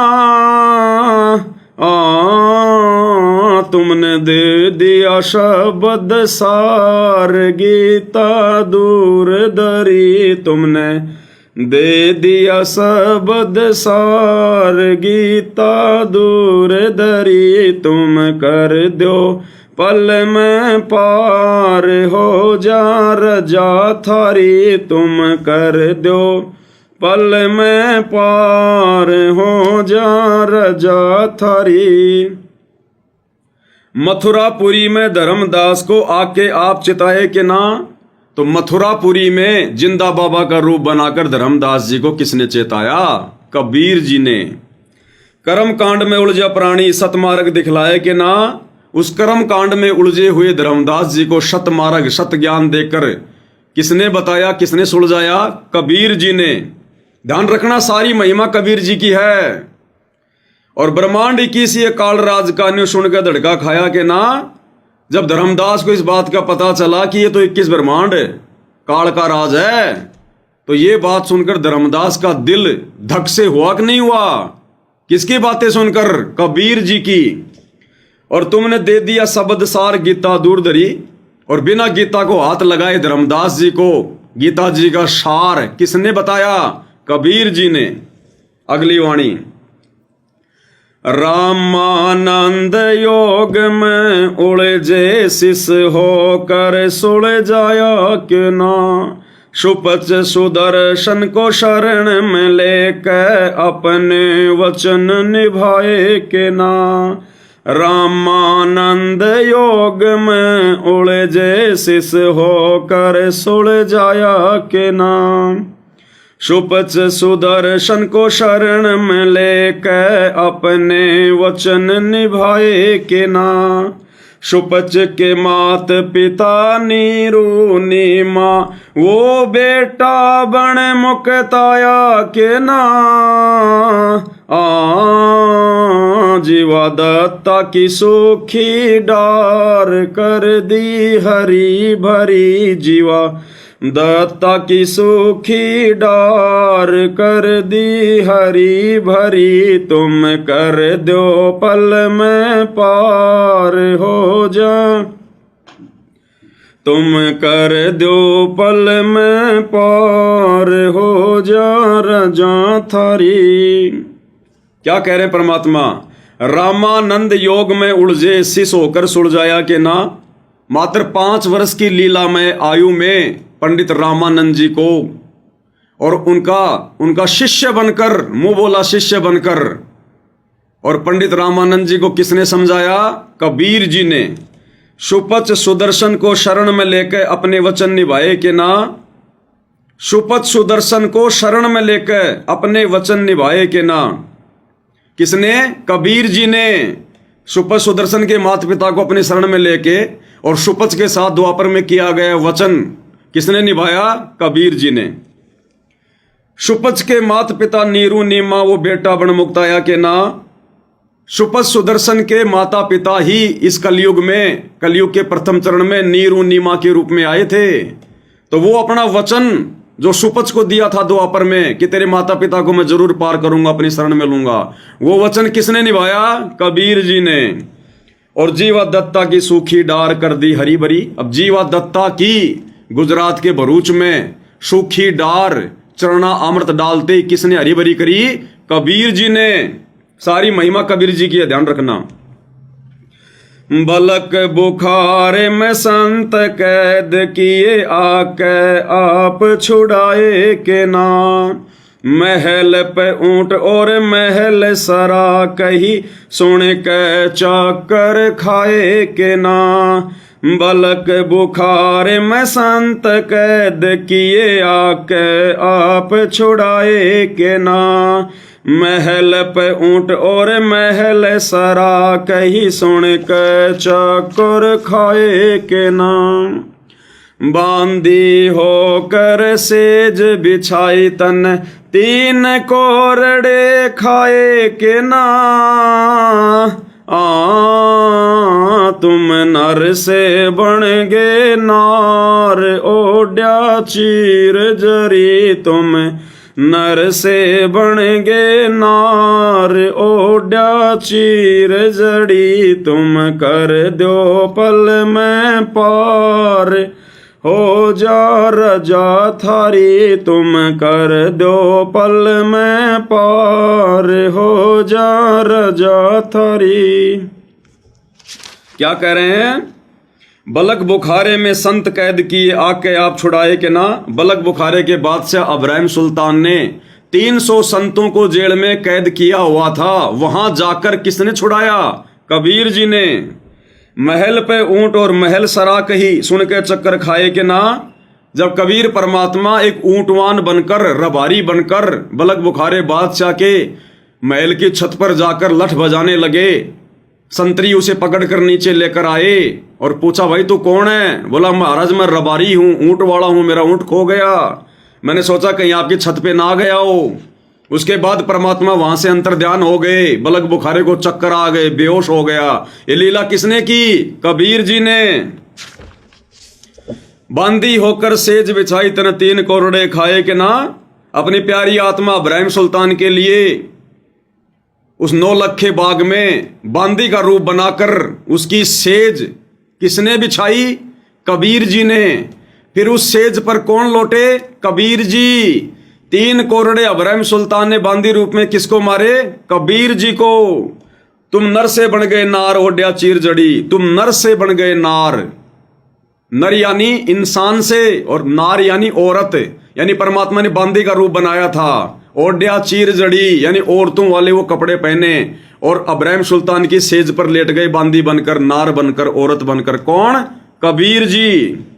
अगली वाणी, गरीब दास गए गऊ चरावण, वहां दूध के प्याले पिए के ना। छोड़ाणी मैं ग्रंथ की रचना, करवा के न्यारे भेद दिए के ना। गरीब दास गए गऊ चरावण, वहां दूध के प्याले पिए के ना। छोड़ाणी मैं ग्रंथ की रचना, करवा न्यारे भेद दिए के ना। श्री राम देवानंद संत तुम्हारे। ये है वो वाणी भाई और बहनों, ध्यान दे लेना अगर अपने गुरु जी को कबीर जी के रूप में जानना है, पहचानना है तो।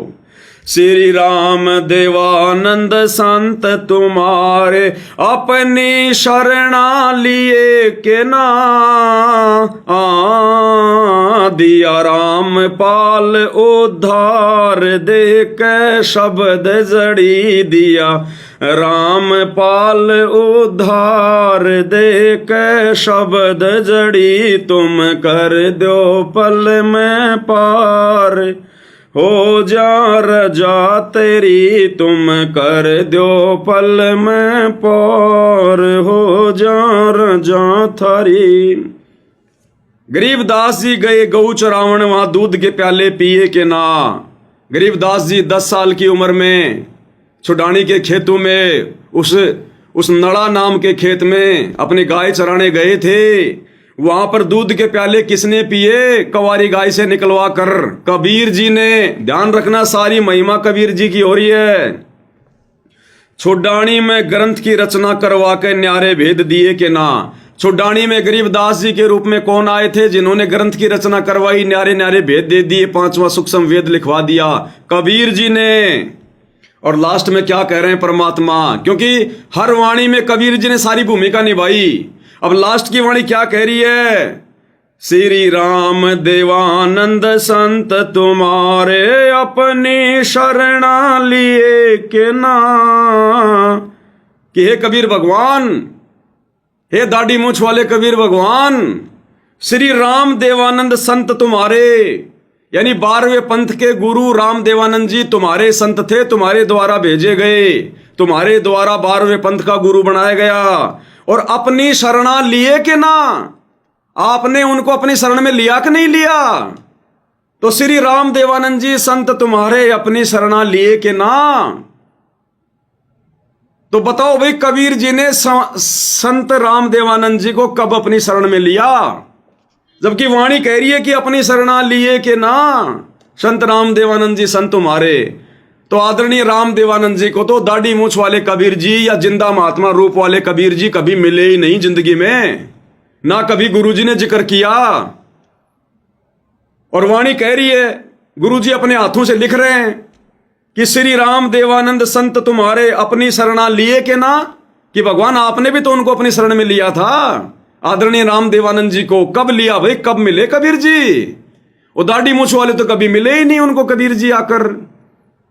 तो 17 फरवरी 1988 को रियल कबीर सतगुरु रामपाल जी ने अपनी वाणी के अनुसार कि 12वें पंथ में हम ही चलावें, सम पंथों को मिलाकर एक पंथ चलावें, 12वें पंथ में प्रवेश किया और 12वें पंथ के अंतिम गुरु श्री राम देवानंद जी को अपना मुंह बोला गुरु बनाकर अपनी शरण में लिया, जैसे 650 साल पहले पंडित रामानंद जी को अपनी शरण में लिया और प्रथम नाम और शतनाम एक सप्ताह के अंदर अंदर दिया। अन्यथा ये तो शब्द फेल हो जाएगा, ये तो वाणी फेल हो जाएगी, क्योंकि ऊपर की हर चौपाई में तो हम सबको पता है गुरुजी ने बार बार जिक्र किया है, हमारे को ये कथाएं सुनाई है कि हाँ वो कबीर जी आकर मिले, कबीर जी ने सारे काम किए। अब लास्ट की चौपाई में बताओ फिर कबीर जी कब आए, दाढ़ी मूछ वाले, कि श्री राम देवानंद संत तुम्हारे अपनी शरणा लिए के ना।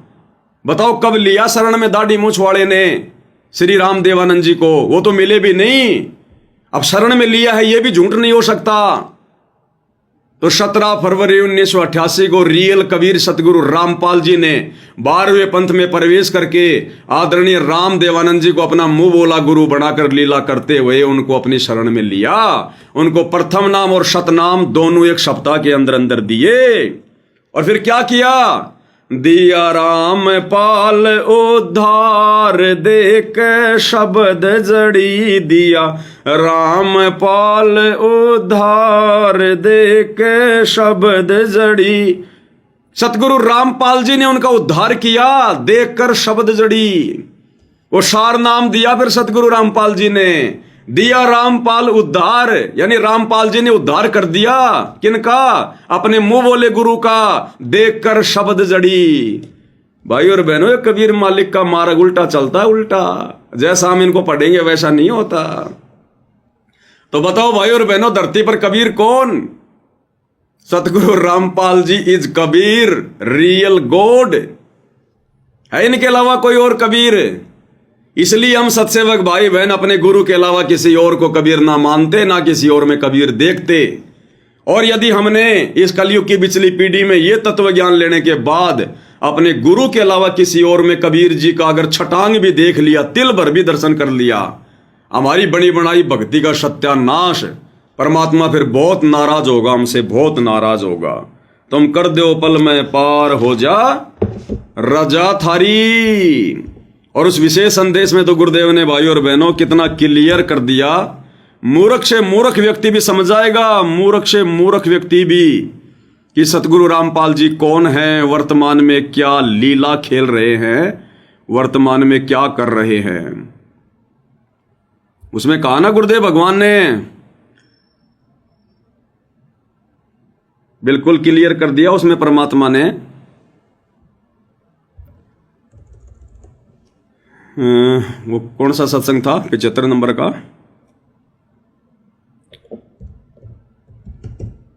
प्रकट है, गुरुदेव ने क्लियर किया उसमें विशेष संदेश में।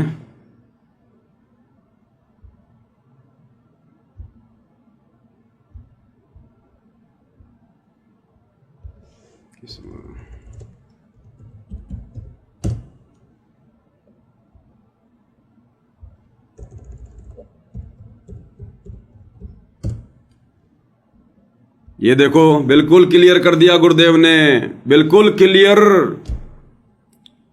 कह रहे वो परमात्मा गरीबदास जी के समय आए थे और भाई अब तुम्हारे सामने प्रत्यक्ष प्रकट है, पहचान सको तो पहचान लेना। तो क्या बताते हैं? उत्तर दक्षिण पूर्व पश्चिम फिरता दाने दाने लो, और सर्व कला सतगुरु साहिब की। हरि आए हरियाणे। गरीबदास जी के समय आए थे, रे भाई प्रगट सामने था, पहचाने जात पहचान लियो। गरीबदास जी के समय आए थे, रे भाई प्रगट सामने था, पहचाने जात पहचान लियो। गरीबदास जी के समय आए थे, रे भाई प्रगट सामने था रे, पहचाने जात पहचान लियो। गरीबदास जी के समय आए थे। कौन आए थे गरीबदास जी के समय? जिंदा बाबा। कौन जिंदा बाबा? कबीर जी। तो क्या कह रहे हैं गुरुदेव कि गरीबदास जी के समय आए थे भाई, और ये बारे थारे सामने प्रत्यक्ष प्रकट। अब कहां है वो जिंदा बाबा प्रत्यक्ष प्रकट? कहां है वो दाढ़ी मूंछ वाला कबीर जो गरीबदास जी का गुरु था? तो क्या गुरु जी झूठ बोल रहे हैं क्या? नहीं, अपने लिए संकेत कर रहे हैं कि गरीबदास जी के समय आए थे और ये बारे भाई थारे सामने प्रत्यक्ष प्रकट। तो वर्तमान में प्रत्यक्ष प्रकट कौन है धरती पर? दाढ़ी मूंछ वाला नहीं है, सतगुरु रामपाल जी हैं। तो कौन हुए सतगुरु रामपाल जी? गरीबदास जी के गुरु। गरीबदास जी के गुरु कौन थे? जिंदा महात्मा। जिंदा महात्मा की भूमिका कौन करता है? कबीर जी। तो कौन हुए वर्तमान में प्रत्यक्ष प्रकट? सतगुरु रामपाल जी, स्वयं कबीर परमात्मा। अब भाई और बहनों, हम गधे नहीं है जो परमात्मा बिल्कुल खुल के कह देगा कि मैं ही कबीर हूं। ये कबीर पंथी को 50 मुकदमे लगा देंगे, 50 मुकदमे, कि अपने आप को कबीर कह रहा है। इसलिए परमात्मा ने बहुत सोच समझ के आप और हम तक ये ज्ञान आगे ये पहुंचाना होता है। और ये फिर अनमोल तत्व ज्ञान क्यों दिया गुरुदेव ने? ये सृष्टि का सर्वश्रेष्ठ ज्ञान, मक्खन ज्ञान। ये मक्खन ज्ञान क्यों दिया गुरुदेव ने? अपनी पहचान करवाने के लिए। हम जानवर नहीं हैं, इंसान हैं, और इंसानों में भी सर्वश्रेष्ठ इंसान, सर्वबुद्धिमान इंसान, ये वैज्ञानिक राष्ट्रपति, प्रधानमंत्री, ये साइंटिस्ट वगैरह, मंगल ग्रह पे जाने वाले, ये विद्वान नहीं है। विद्वान वो है जो आध्यात्मिक ज्ञान में, जिसकी बुद्धि आध्यात्मिक ज्ञान में काम कर रही है, जिसने भगवान को पहचान लिया, भक्ति को पहचान लिया, जो अपनी आत्मा का कल्याण करवाने के लिए आगे बढ़ रहा है, वो है बुद्धिमान। अरे साइंटिस्ट बनकर भी जो गधा बनने के लिए काल की भक्ति करके आगे बढ़ रहा है, वो काहे का विद्वान है? उसके बाद भी नहीं पहचानेंगे क्या हम? तो इस कलयुग की पिछली पीढ़ी में अगर किसी ने अपने गुरु को मानुष माना, और मानुष मानने की सबसे बड़ी पहचान है गुरु के रहते सहते वर्तमान में उस दाढ़ी मूंछ वाली कबीर की मुर्दा फोटो को परमात्मा मान के पूजना, अपने घर पर दरबार में रखना, उसके आगे दंडवत करना, जोत जलाना, या घर की दीवारों पे टांग कर रखना, अपने गाड़ी घोड़ों में लगा के रखना, अपने लॉकेट में डाल के रखना, या जून में उसका कबीर प्रगट दिवस मनाना, या जरा भी उसमें आस्था रखना, जरा भी तिल भर भी अगर आस्था रही, तो वो व्यक्ति सतगुरु रामपाल जी से उपदेश लेने के बाद भी, सार नाम सार शब्द लेने के बाद भी, वो है बिल्कुल मंद बुद्धि आदमी, मूर्ख आदमी। फिर उसको 2 कोटि का ज्ञान नहीं है। उसको बिल्कुल क्लियर कर दिया गुरुदेव ने, स्पष्ट कह रहे हैं, और फिर भी समझ में नहीं आ रही। इसका मतलब बुद्धि पे काल बैठा, काल। इसको कहते हैं काल प्रेरणा। काल ने कहा था ना, जाओ जोग जीत संसारा, जीव न माने कहा तुम्हारा, कि आप कितनी कोशिश कर लेना, मैं उनकी बुद्धि पे बैठा रहूंगा जो आपको परमात्मा मान के नहीं पूजेगा, जो गुरु को भगवान मान के नहीं पूजेगा, मैं उसकी बुद्धि पे बैठा रहूंगा, उसके घट में समाया रहूंगा, सदबुद्धि आने नहीं दूंगा। और वही हो रहा है भाई और बहनों, देख लो, काल ने पूरी तरह से जकट रखा है इन शतलोक आश्रमों से जुड़ी हुई संगत को, पूरी तरह से। तो कितनी बड़ी मेहरबानी, कितनी बड़ी दया, कितनी बड़ी विशेष रजा गुरुदेव भगवान की आप और हम सत्सेवकों के ऊपर, जो गुरुदेव ने इस घोर कलयुग में अपनी पहचान करवाई, जहां धर्मदास भी चक्कर में पड़ गया था कि भगवान आपको कैसे पहचानेंगे, आप कैसे उनको पार करोगे? तो परमात्मा बोले, भाई ये मेरा काम है। जिनका वापस सतलोक जाने का समय आ जाएगा, वो मेरे संकेतों को समझने लग जाएंगे। तो आज गुरुदेव के संकेतों को कौन समझ रहा है? केवल सत्सेवक भाई बहन। इसलिए भाई बहनों, ये साध संगति सतलोक के लिए गुरुदेव भगवान का ट्रेनिंग सेंटर है, और यही परमेश्वर का यथार्थ 13वां कबीर पंथ है। यानी जो भक्ति विधि परमात्मा आप और हम सभी 2 कोटि के जीवों से करवा रहे हैं, स्वयं को परमेश्वर मनवाकर, आने वाले समय में पूरा विश्व यदि इसी प्रकार से करेगा तो मुक्ति प्राप्त करेगा, और कोई जरिया नहीं है दूसरा। और आप और हम भाई बहन समय रहते, समय से पहले परमेश्वर को समझ गए, उन्हीं के आशीर्वाद से। बाकी तो हम भी 2 कोटि के जीव हैं, इस भगवान को कोई पहचान नहीं सकता जब तक ये भगवान खुद अपनी रजा ना करे। और रजा उन्हीं पे करेगा जिनका भाई धर्मराज के कागजों में अब की बार लास्ट जन्म होगा, अंतिम जन्म होगा, उन्हीं पे रजा होगी। ये दिमाग इतना उन्हीं का खुलेगा, नहीं तो काल ने बिल्कुल पता नहीं हजारों ताले लगा रखे बुद्धि के, हजारों ताले, 1 खोल लोगे, 2 खोल लोगे, 10 खोल लोगे, हजारों कैसे खुलेंगे।